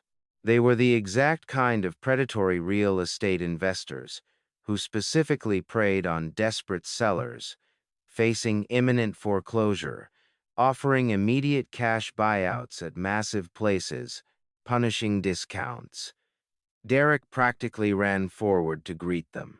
His fake salesman's smile stretched so incredibly tight across his face that it looked painful. They did not go inside to conduct business. They stood right there on the freezing sidewalk. Derek rapidly pulled out glossy printed photos of the house and began pointing aggressively to the various legal papers inside his briefcase. I could read his panicked body language perfectly from across the street. He was practically begging these men to take the deal. A beautiful property like my house in that specific upscale neighborhood should easily command its full asking price, if not significantly more in a normal competitive market. But Derek did not have the luxury of time for a normal market. He had a first-class flight to Cabo booked for late tonight, and he had a terrifying shadow syndicate expecting $500,000 by the end of the Cabo business day. He was offering them an absolute fire sale to get the clean liquid cash he desperately needed right this very second to save his own miserable life. He was easily slashing the asking price by at least 30%. He was throwing away hundreds of thousands of dollars of equity just to facilitate his criminal escape. The two investors looked at the papers, exchanged a profitable glance, and nodded. One man signed a thick document on the hood of the SUV. Derek slumped back against the glass wall of the office building, letting out a heavy, visible breath of pure, unadulterated relief. He shook their hands violently, grinning wildly. He truly believed he had just secured his ultimate salvation. He thought he had just legally sold the beautiful house right out from under my daughter, secured his stolen fortune, and finalized his grand escape plan to Mexico with his mistress. I lowered the binoculars and smiled a cold, completely humorless smile in the quiet isolation of my rental car. Let him celebrate his hollow victory. Let him think he won. He had absolutely no idea that the purchase agreement he had just signed with those liquidators was legally worthless. The moment those cash investors took that paperwork to the bank to attempt to transfer the deed, they would hit a massive, impenetrable wall named Apex Financial. They would discover the lien, and the entire cash deal would collapse. The financial trap I had built with Jonathan was fully set. Derek was a dead man, walking, celebrating a payout he would never be allowed to touch. Before I could pull the final lever to crush his reality, I needed to make certain Rachel's extremely cruel medical scheme was dismantled completely. I calmly put the car into drive. I merged back onto the busy interstate highway, leaving the retail shopping center and Derek's pathetic celebration far behind me. My next destination was not my dingy motel room. I drove straight toward the prestigious University Medical District, situated on the eastern edge of Denver. Rachel thought she had me trapped with her corrupt friend Dr. Evans, who was willing to backdate a fraudulent dementia diagnosis for a cut of my pension. She assumed that because I was 70 years old, society would automatically accept her narrative of my declining mental faculties. She was banking on the sad reality that the medical system often rubber stamps the concerns of a weeping, supposedly overwhelmed daughter.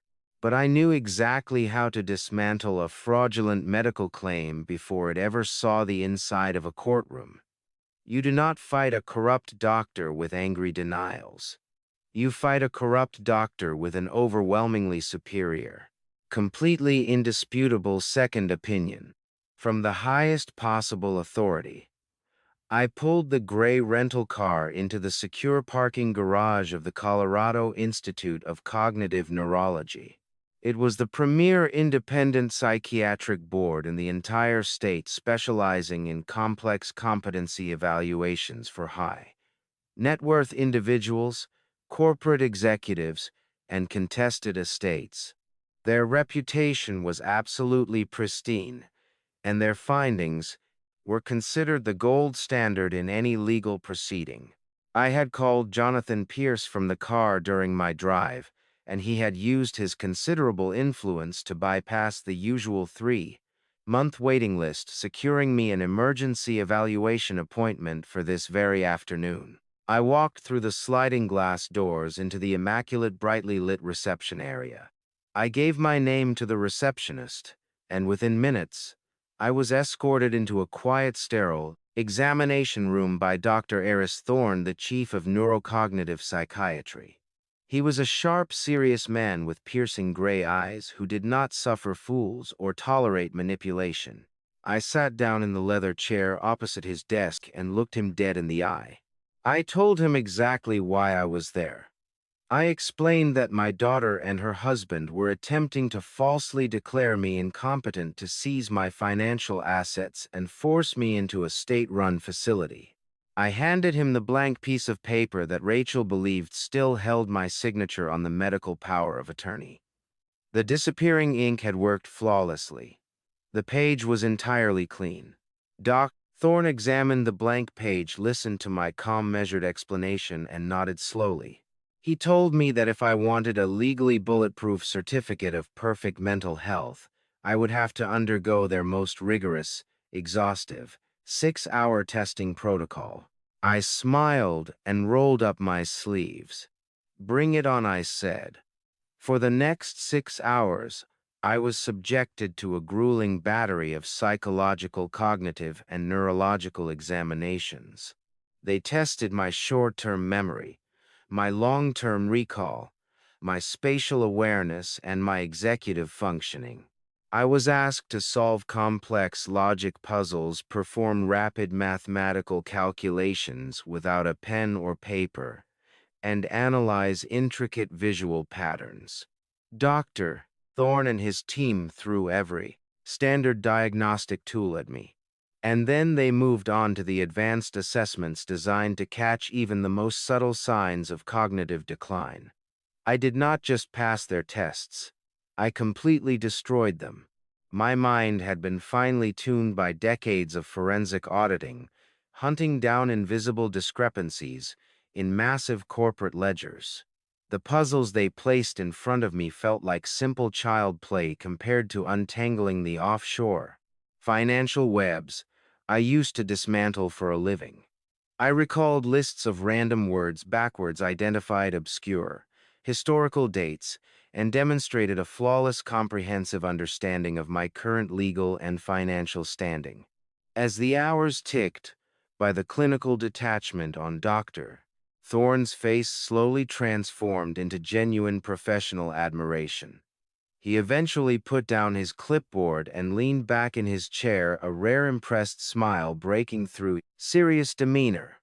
"Mr. Barnes," he said, adjusting his glasses, "I evaluate chief executive officers 20 years younger than you who do not possess half of your cognitive agility or mental acuity. Your executive functioning is not just normal for your age. It is exceptional by any standard metric we possess." He left the room and returned 20 minutes later holding a thick, securely bound medical dossier. Inside was a comprehensive summary of my 6-hour evaluation detailing my perfect scores across every single testing category. Attached to the very front was a notarized legally binding certificate of absolute mental competency signed by Dr. Thorne and co-signed by 2 other senior psychiatrists on the medical board. It explicitly stated that I was in full possession of my faculties, entirely capable of managing my own affairs, and completely devoid of any neurological impairment or dementia. This document was the ultimate shield. It was an ironclad defense that completely neutralized Rachel and her corrupt doctor. If she ever tried to present a fraudulent diagnosis to a judge or a bank, this certificate from the state's top psychiatric institute would instantly expose her fraud and likely trigger an investigation into Dr. Evans losing his medical license. I thanked the doctor, carefully placed the thick dossier into my leather briefcase, and walked out of the clinic into the cool evening air. The sun was just beginning to set over the jagged peaks of the distant mountains, painting the Denver sky in brilliant shades of orange and dark purple. I got back into my gray rental car and placed both my hands on the steering wheel, taking a deep, satisfying breath. My armor was now fully forged. I had the legal authority to destroy Derek's stolen fortune, and I had the medical proof to shatter Rachel's wicked trap. I looked at the tracking app glowing brightly on my laptop screen. The red dot was now moving toward an expensive steakhouse downtown. It was time to finally join their pathetic celebration. The Golden Steer was one of the most exclusive dining establishments in all of downtown Denver. It was the kind of place where the lighting was kept intentionally dim. The booths were upholstered in deep burgundy leather, and the air was thick, with the scent of aged mahogany and perfectly seared prime rib. I parked my gray rental car across the street, sitting in the quiet shadows watching the grand entrance through the falling snow. Inside, seated at a highly coveted circular table right in the center of the main dining room, was my family. They were accompanied by the 2 men in dark suits, the aggressive cash property liquidators Derek had met with earlier that afternoon. The table was covered in crystal wine glasses, silver platters of expensive seafood appetizers, and a thick leather folder containing the final closing documents for the sale of my house.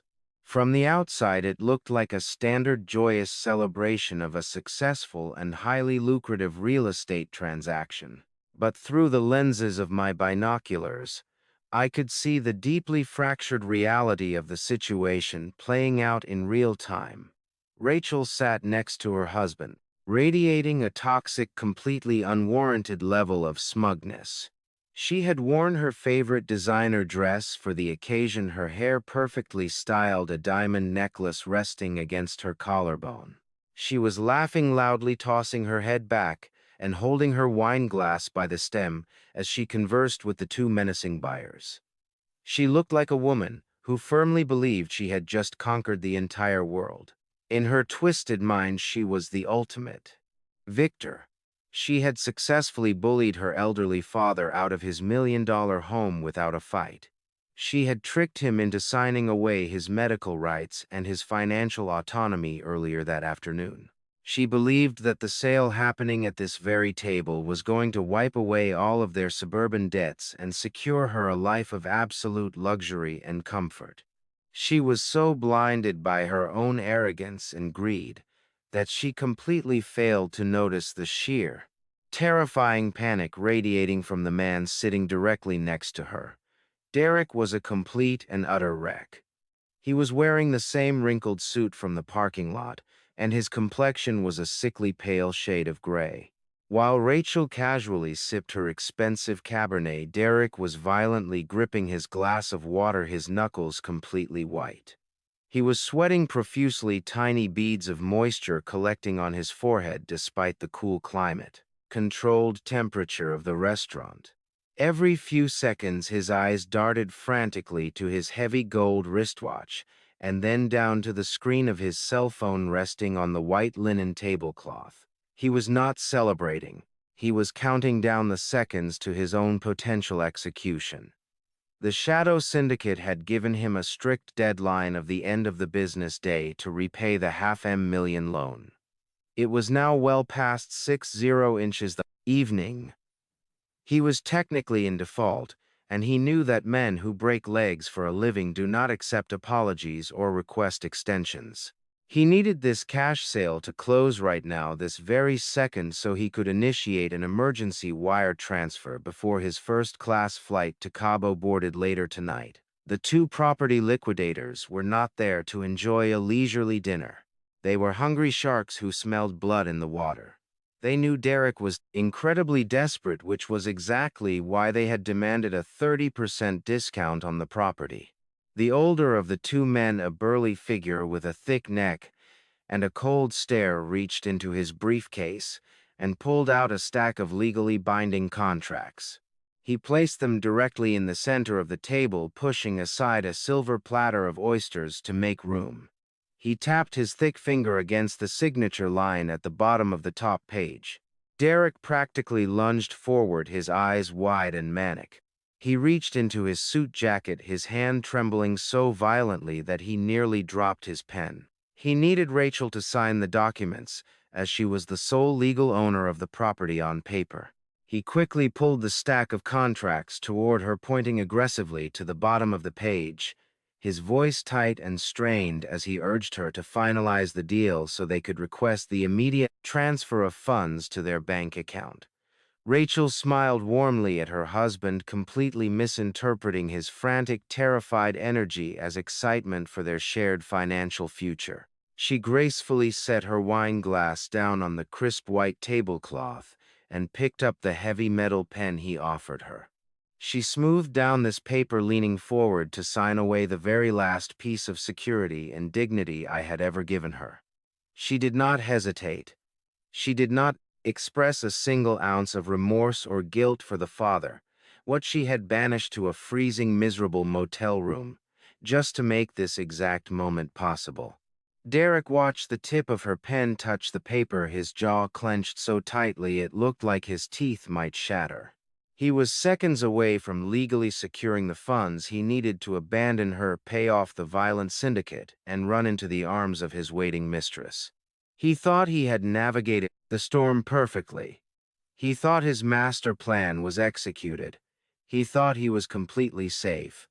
I closed my laptop on the passenger seat, leaving the glowing red dot of the tracking application behind. I placed my binoculars back into their leather case. I checked the interior pocket of my tailored suit to ensure the thick, bulletproof psychiatric evaluation and the legal documents from Apex Financial were perfectly secure. I opened my rental car door and stepped out into the freezing, swirling snow. It was finally time for the main course. The snow crunched beneath my polished leather Oxfords as I carefully crossed the street toward the grand entrance of the Golden Steer. I was no longer the hunched, shivering old man wearing a moth-eaten sweater. I was wearing a bespoke midnight blue suit tailored to perfection, a crisp white shirt and a silk tie. My posture was completely straight, my shoulders pulled back, projecting the absolute authority of a man who had spent 4 decades dominating boardrooms and crushing fraudulent empires. As I pushed through the heavy brass doors of the restaurant, the warm air and the low hum of expensive conversations washed over me. Waiting for me in the opulent lobby was Jonathan Pierce, looking equally formidable in a charcoal gray pinstripe suit, holding a sleek leather briefcase. We did not need to exchange a single word. He gave me a sharp, brief nod, and we walked in perfect unison toward the private dining room located at the back of the establishment. The tall maitre attempted to intercept us, politely asking if we had a dinner reservation, but Jonathan simply bypassed him with a cold stare that commanded absolute obedience. I reached the heavy mahogany doors of the private dining room and pushed them open without knocking. The heavy doors swung wide, hitting the padded walls with a dull, resounding thud that instantly silenced the entire table. Derek looked up from the contracts, his pen hovering just an inch above the signature line. His jaw literally dropped open, the remaining color draining rapidly from his face until he looked like a fresh corpse. He blinked rapidly, clearly, struggling to reconcile the sharp, imposing corporate predator standing in the doorway with the helpless old man he had tossed into the snow just hours prior. Rachel, however, reacted with immediate fiery indignation. She slammed her wine glass down onto the table, splashing dark red liquid onto the pristine white tablecloth. "What on earth are you doing here?" she shrieked, her voice completely shattering the refined atmosphere of the exclusive restaurant. "I told you to stay at the motel. You have absolutely no right to barge in here and humiliate us in front of our guests. Get out right now before I call the police and have you arrested for trespassing." I stepped fully into the room, my footsteps slow and deliberate on the plush carpet. Jonathan followed right behind me, silently taking a position by my side like a loyal, heavily armed guard. "I am not going anywhere, Rachel," I said, my voice low, resonant, and completely devoid of any warmth or paternal affection. "I am here to stop a catastrophic financial mistake." Rachel let out a harsh, mocking laugh, standing up from her chair to face me. "You cannot stop anything," she sneered, her eyes flashing with cruel triumph. "You do not own that house. You do not own anything, and you certainly do not have the mental capacity to interfere with my legal affairs. In fact, I have the absolute legal authority to make every single decision for you." She snatched her expensive designer purse from the empty chair beside her and frantically dug her manicured hands inside. She pulled out the manila envelope she had brought to the motel room earlier that afternoon. She yanked out the medical power of attorney and waved it aggressively in the air toward the two property liquidators, trying to reassure them. "My father is suffering from severe dementia," she explained to the men, her tone dripping with false sympathy. "He is completely confused and prone to these aggressive outbursts. But as you can see, I am his legal guardian. I have the power of attorney right here, signed by his own hand just a few hours ago. He is not competent to contest this sale." I stood perfectly still, watching her with a calm, predatory gaze. "Read it, Rachel," I suggested quietly. She stopped waving the paper and shot me a venomous glare. "What are you talking about?" she snapped. I simply gestured toward the document in her hand. I said, "Read it. Look at the signature line." Rachel frowned in frustration, rolling her eyes, as she brought the document closer to her face to prove her point. I watched the exact moment her entire reality fractured. Her eyes widened to the size of saucers. Her mouth opened, but no sound came out. She furiously flipped to the second page and then to the third. The disappearing ink had done its job flawlessly. The pages were completely, utterly blank. There was no signature. There was no date. There was absolutely nothing to bind me to her malicious scheme. "This is impossible," she whispered, her hands beginning to shake violently. "I saw you sign it. I watched you sign it with my own two eyes." "What did you do?" While she stood there stammering, staring at the blank paper as if it were a ghost, I unclasped my leather briefcase. I pulled out the thick, heavily bound dossier from the Colorado Institute of Cognitive Neurology and tossed it onto the center of the table. It landed right on top of their real estate contracts with a heavy, authoritative smack. "That is a comprehensive 6. Our psychiatric evaluation conducted this very afternoon by the Chief of Neurocognitive Psychiatry. I announced, ensuring my voice carried to the two investors. It officially certifies that I am in perfect mental health, completely competent, and absolutely capable of managing all of my personal and financial affairs.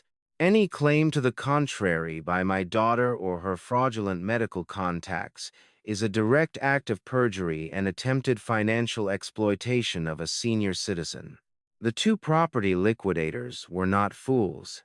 They were street-smart businessmen who survived by avoiding messy, contested legal battles. The older man with the thick neck immediately picked up the psychiatric dossier, his eyes quickly scanning the notarized signatures and the official state seals on the first page. He then looked at the blank power of attorney in Rachel's trembling hands, and finally he looked at Derek, who was now clutching his chest as if he were having a massive heart attack. The liquidator tossed the dossier back onto the table and began rapidly gathering his own contracts, shoving them aggressively into his table briefcase. "We are completely done here," the man said, his voice hard and uncompromising. "We buy distressed properties. We do not buy highly contested assets wrapped in elder abuse allegations and blatant medical fraud. This deal is entirely dead. Do not ever call our firm again." "No, please wait," Derek practically screamed, leaping from his chair and reaching out to grab the man's arm. "You do not understand. I need this cash tonight. I will drop the price by another 10%. Please just sign the papers. I will handle the old man.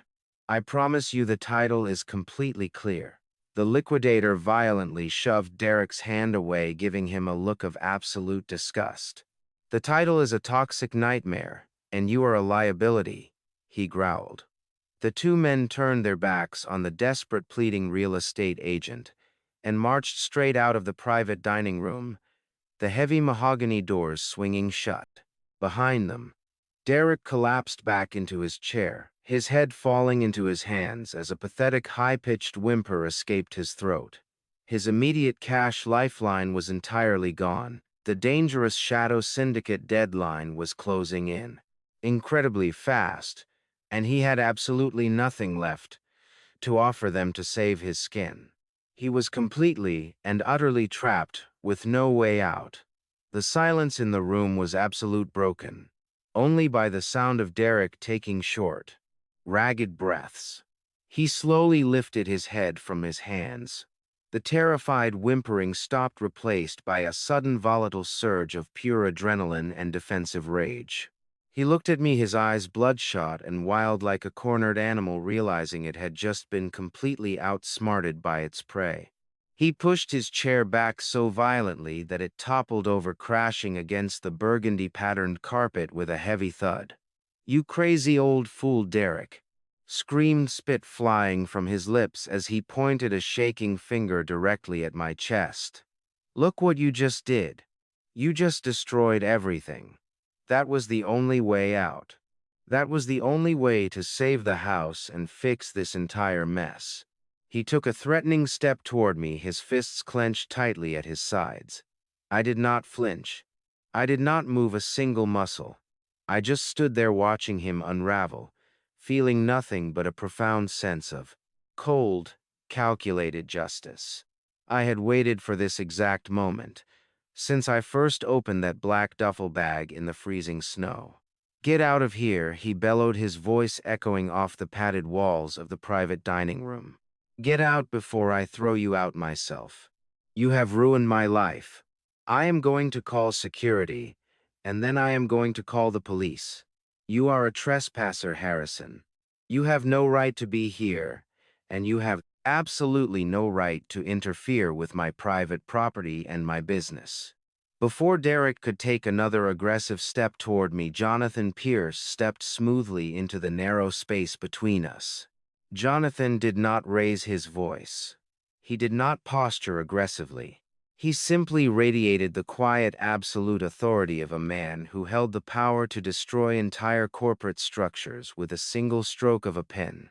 I strongly advise against calling the police or attempting to touch my client. Mr. Lawson, Jonathan said, his voice calm, measured, and dangerously cold.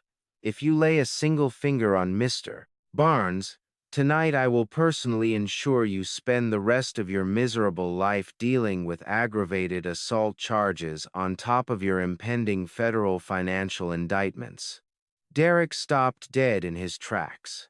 He blinked, his drug-adult panic momentarily cut by the sharp, authoritative tone of the lawyer standing in front of him.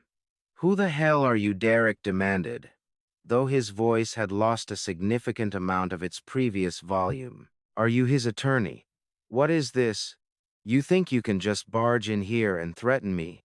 I am the victim here." Jonathan reached down and unclasped the brass locks on his sleek leather briefcase. He did not answer the question immediately. Instead, he reached inside and pulled out a heavy, thick manila folder. He placed it carefully on the pristine white tablecloth, directly in front of where Derek was standing. He pushed it forward, the heavy cardboard sliding smoothly across the fabric until it bumped gently against Derek's crystal water glass. "I am Jonathan Pierce," he began, straightening the lapels of his jacket. "I am indeed the personal legal counsel for Mr. Harrison Barnes. However, that is not the primary reason I am standing in this room tonight. I am also the managing partner and the chief legal representative for a private equity and debt acquisition firm known as Apex Financial." Derek stared at the folder, his brow furrowing in deep, panicked confusion. "Apex Financial?" He repeated the words, tasting foreign and sour on his tongue. "I do not know any Apex Financial. I have never done business with your firm. What does this have to do with me selling my house today?" "It has absolutely everything to do with your house, Mr. Lawson," Jonathan replied smoothly, his eyes locking onto Derek like a hawk. "Because as of 2:00 this afternoon, Apex Financial legally purchased a highly distressed asset. We acquired a specific high-yield promissory note from a private lending organization located in the warehouse district on the outskirts of this city." The blood drained from Derek's face so fast I thought he might actually faint right there on the carpet. His knees visibly buckled, and he had to grab the edge of the dining table just to keep himself standing upright. His mouth opened and closed like a fish suffocating on dry land, but no sound emerged. He knew exactly which private lending organization Jonathan was talking about. He knew exactly what promissory note had just been purchased. Jonathan tapped a perfectly manicured finger against the top of the heavy folder. "My firm now holds the exclusive legally binding $500,000 lien on the tapped, a perfectly manicured finger property you just attempted to illegally sell," Jonathan stated, his voice ringing with absolute crushing finality. "You are in severe default of the original terms of that loan. The grace period has completely expired. You failed to make the required balloon payment to the original creditors, and you certainly do not have the funds to satisfy the massive debt to my firm. Therefore, as your sole legal creditor, Apex Financial is officially calling in the loan. This house is seized. It cannot be sold. It cannot be transferred. And it cannot be used as collateral ever again." "No," Derek whispered, the word barely escaping his trembling lips. "No, they cannot do that. They promised me I had until the end of the day. They promised me I could pay them back with the cash from this sale. I just needed one more hour." Criminals are rarely known for their strict adherence to verbal agreements, Mr. Lawson, Jonathan noted dryly. "They saw an opportunity for immediate clean liquidity, and they took it without a second thought. They washed their hands of you, and now you belong entirely to us." Derek stared at the heavy folder as if it were a venomous snake coiled and ready to strike. The terrifying reality of his situation was finally crashing down upon him in full force. The violent shadow syndicate was no longer his biggest problem. The true nightmare was standing right in front of him. He looked up, his terrified eyes darting from Jonathan Pierce to me. He looked at my tailored suit, my calm demeanor, and the absolute lack of surprise on my face. The realization hit him with the force of a speeding freight train. He finally understood the magnitude of his mistake. You. Derek gasped, his voice cracking with pure terror as he stared directly into my eyes, pointing a shaking finger at me. You are Apex Financial. You bought the debt. I did not nod. I did not smile. I simply held his gaze, letting the heavy silence confirm everything he feared.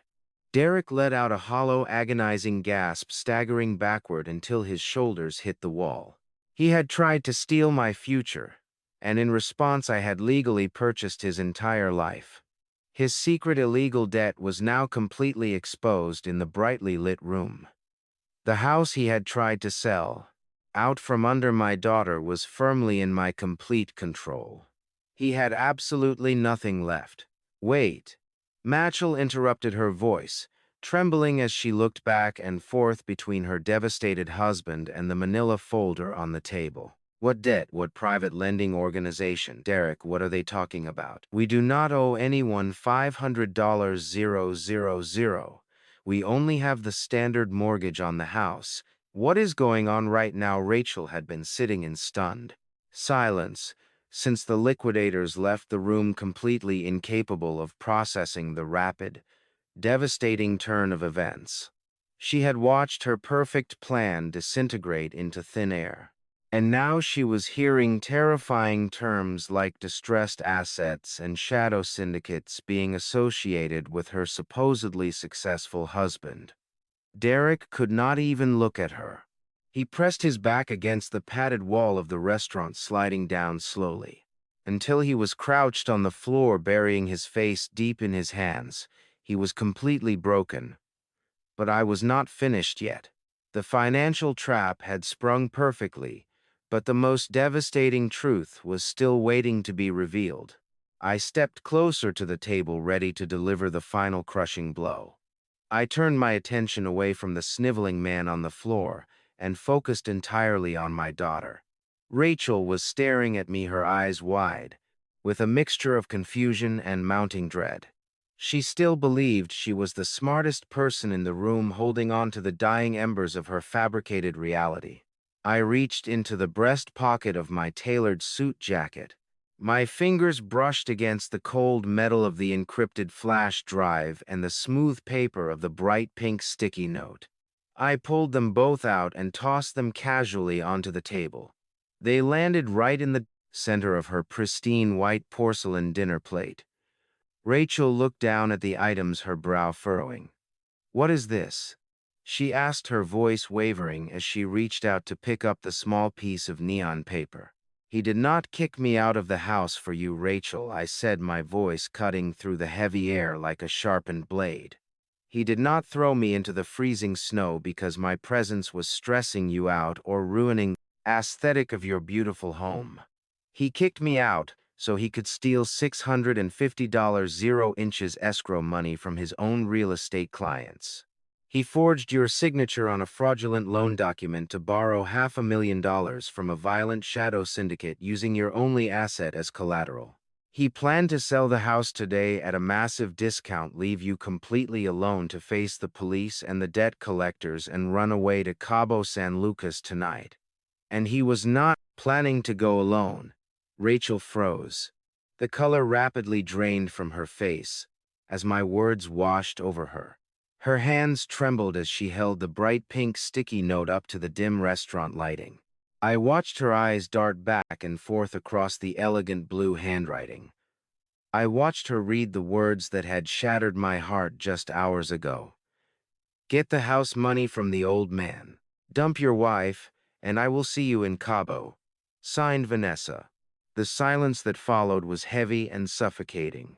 The illusion she had built for herself, the perfect marriage, the impending wealth, the absolute control she thought she had over her life and mine, shattered into a million jagged pieces. She slowly turned her head to look at Derek. He was still cowering on the floor against the padded famp wall, his face buried in his hands, weeping uncontrollably. His silence was the ultimate confession. The transformation in Rachel was immediate and terrifying. The smug, confident woman who had laughed at me just 10 minutes earlier completely vanished. In her place was a woman scorned, humiliated, and utterly destroyed by the man she had chosen over her own father. A guttural, agonizing scream ripped from her throat. It was a sound of pure, unadulterated primal rage. Without a single moment of hesitation, her hand darted down to the table. Her fingers, wrapped tightly around the thick wooden handle of the heavy serrated steak knife resting next to her plate. Before Jonathan or I could even react, Rachel launched herself over the table, sending wine glasses and silver platters crashing to the floor in a symphony of breaking crystal and spilling food. Derek screamed in sheer terror as his wife tackled him to the carpeted floor. He threw his arms up to protect his face, just as she brought the heavy steak knife slashing down. The sharp blade tore through the fabric of his suit jacket and sliced deeply into his forearm. Blood instantly blossomed across his white dress shirt. He shrieked in pain, desperately trying to push her off, but Rachel was fueled by the blinding adrenaline of absolute betrayal. She swung the knife again, screaming curses and weeping hysterically. "I will kill you," she shrieked, her voice echoing wildly through the Doppelov restaurant. "You tried to ruin me. You tried to leave me. Who is Vanessa? I will kill you both." The private dining room erupted into total uncontrollable chaos. The heavy mahogany doors burst open and 3 waiters rushed inside, their faces pale with shock at the horrific scene unfolding on the floor. Jonathan immediately stepped back, pulling out his cell phone to call the authorities, while the waiters bravely lunged forward to intervene. It took all 3 grown men to finally pry Rachel off her bleeding husband. They wrestled the steak knife from her frantic grip and pinned her arms behind her back. She thrashed wildly against them, sobbing and screaming Derek's name, her designer dress ruined and covered in his blood. Derek scrambled backward until he hit the far corner of the room, clutching his bleeding arm, sobbing pathetically, like a beaten child. I stood in the Prosit in the 7, center of the wreckage, entirely untouched by the physical violence and the emotional devastation swirling all around me. I did not feel an ounce of pity for either of them. Rachel had coldly calculated my demise to steal my pension and lock me away in a desolate facility. Derek had callously planned to steal from the innocent and abandon his wife to violent criminals. They were 2 incredibly toxic people who had finally collided with the brutal consequences of their own monstrous actions. I calmly reached down and picked up the pink sticky note that had fluttered to the carpet during the struggle. I carefully placed it back into my breast pocket. I looked at Rachel, who was still screaming and fighting against the waiters holding her back. Then I looked at Derek, bleeding and trembling in the corner, his life completely ruined. I had promised Jonathan that I would legally dismantle Derek's entire existence and show my daughter exactly who she had bet her future on. The trap had worked flawlessly. The destruction was absolute. Now the authorities were on their way, and the final chapter of their downfall was about to begin. The distant wail of police sirens began to echo through the freezing downtown streets, cutting sharply through the tense atmosphere of the ruined dining room.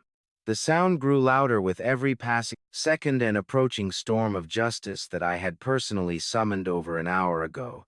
While Jonathan was finalizing the Apex financial paperwork, I had made a very detailed anonymous phone call from my prepaid device to the Federal Financial Crimes Division.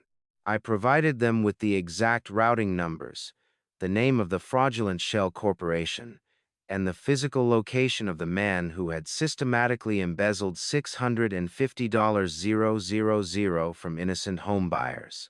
I also made sure to mention that the suspect was considered a severe flight risk with a first-class ticket to Mexico booked for that very evening. The authorities do not take grand larceny lightly, especially when the perpetrator is actively attempting to flee international borders. The heavy brass doors at the front of the restaurant flew open. 4 uniformed police officers and 2 plainclothes federal agents stormed into the Bryce establishment, their badges prominently displayed. The restaurant patrons gasped, shrinking back into their leather booths as the officers marched purposefully toward the private dining room at the back. They burst through the mahogany doors, their eyes immediately scanning the chaotic scene. They saw the broken glass, the ruined food, the struggling woman being held by the waiters, and the bleeding man cowering in the corner. The lead, federal agent, a tall woman with a stern face and an uncompromising demeanor, stepped forward and loudly announced her presence, demanding that everyone freeze. The waiters gratefully released Rachel, backing away with their hands raised. Rachel immediately collapsed onto the carpet, sobbing uncontrollably into her bloodstained hands.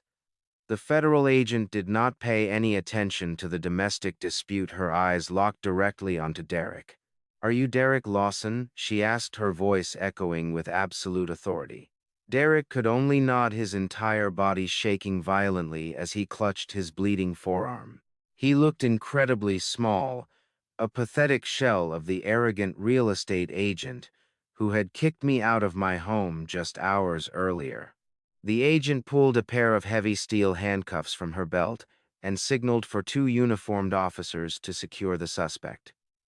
They hauled Derek roughly to his feet, ignoring his pained whimpers as they twisted his arms behind his back.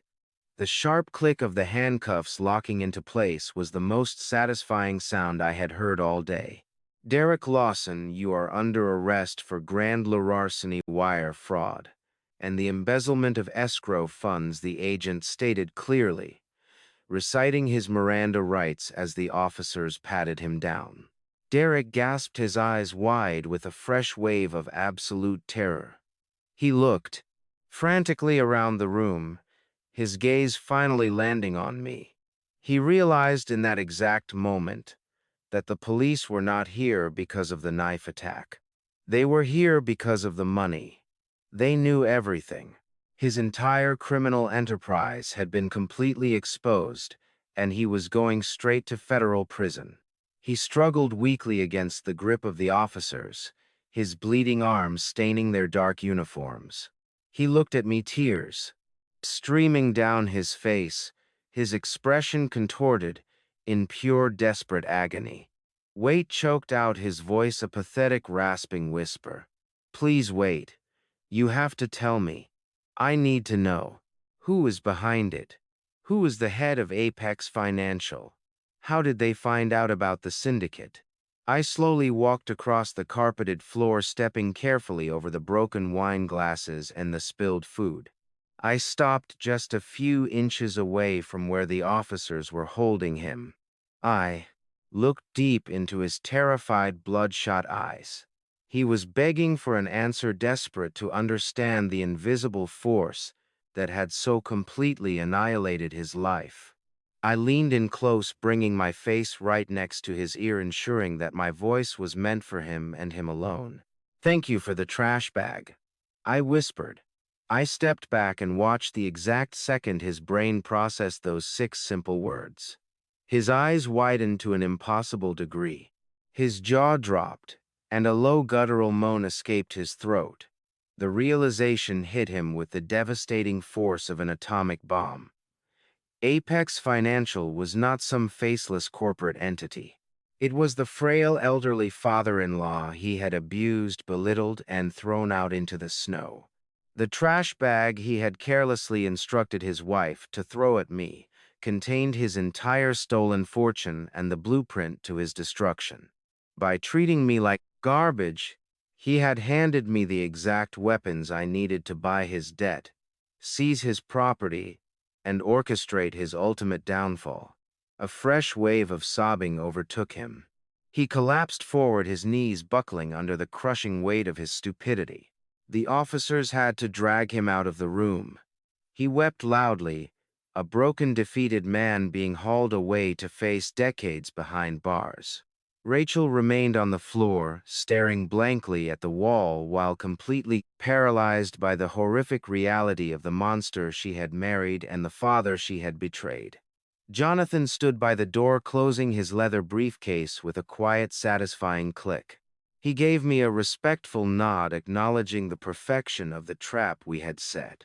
The police sirens outside began to wail once again, signaling the departure of Derek Lawson from the civilized world. I stood in the quiet aftermath of the storm, adjusting the cuffs of my tailored suit, feeling the heavy burden of the past 3 years lift from my shoulders. The truth was out: the villain was in chains, and justice had been served cold. I took a deep breath, savoring the silence that settled over the ruined dining room. I had reclaimed my dignity and protected my future against those who sought to destroy me. 6 weeks passed since that night at the Golden Suite. The winter snows of Denver began to melt, giving way to crisp signs of spring. My life had completely transformed. I no longer lived in a cramped motel room on the edge of the highway. I moved into a sprawling luxury condominium on the top floor of a secure modern high-rise right in the bustling heart of downtown. The windows offered a breathtaking view of the majestic Rocky Mountains.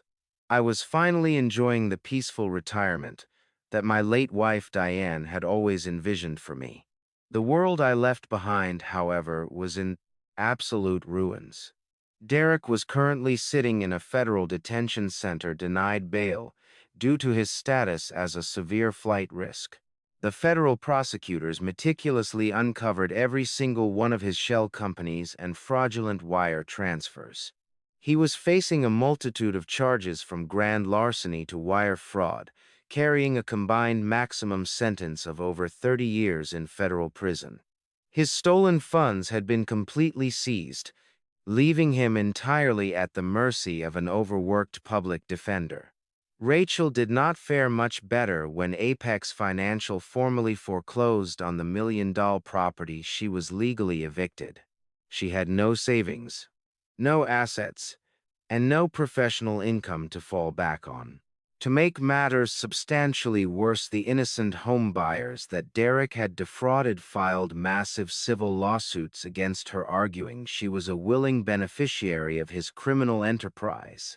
Her bank accounts were completely frozen pending the investigation. Her pristine credit score was obliterated. The arrogant woman who sipped expensive wine was now entirely homeless, forced to live out of her compact sedan in the dark corners of public parking lots.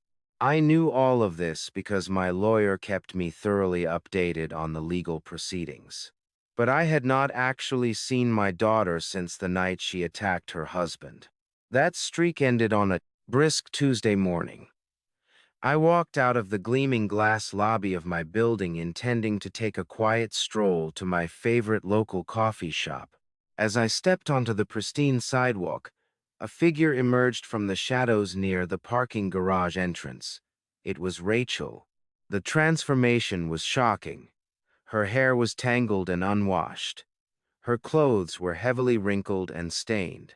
She looked exhausted, shivering in a thin jacket that was not nearly warm enough for the morning chill. The moment she saw me, her eyes filled with desperate, frantic tears. She rushed forward, closing the distance between us before the building's security guard could even react. "Dad," she sobbed, her voice a hollow, broken rasp. "Dad, please wait. Please talk to me." I stopped walking, but I did not reach out to comfort her. I stood perfectly still, looking at her with the same clinical detachment I used to examine fraudulent spreadsheets. She completely collapsed onto the cold concrete pavement, falling to her knees, right in front of me. She reached out with trembling hands, clutching the fabric of my tailored trousers. "I am so sorry." She wept, her tears leaving wet tracks down her dirty cheeks. "I was so wrong about everything. Derek manipulated me. He lied to me. I had no idea he was stealing money or taking out illegal loans. I have lost absolutely everything. Dad, I am sleeping in my car. I have nothing to eat. Please, you have to help me.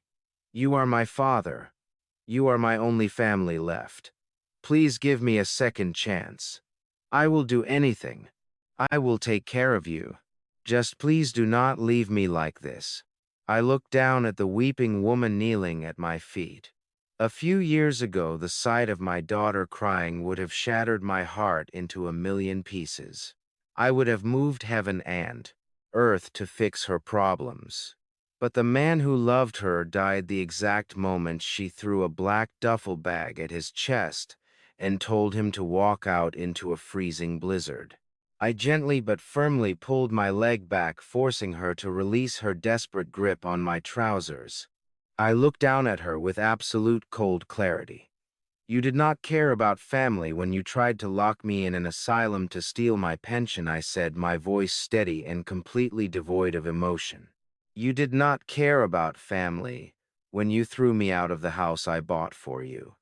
This simply because my presence was an inconvenience to your greed.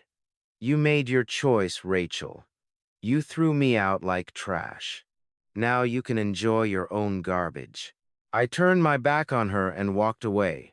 I did not look over my shoulder.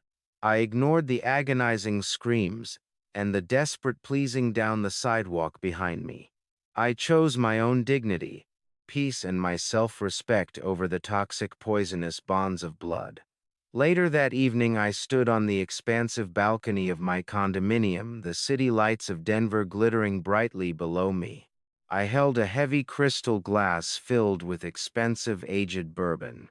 The legal sale of the foreclosed house had been finalized earlier that week.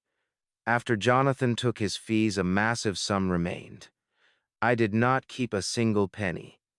I transferred the entire balance to a Blanks Friday charity dedicated to providing free legal aid to elderly individuals who suffered financial abuse by their family members.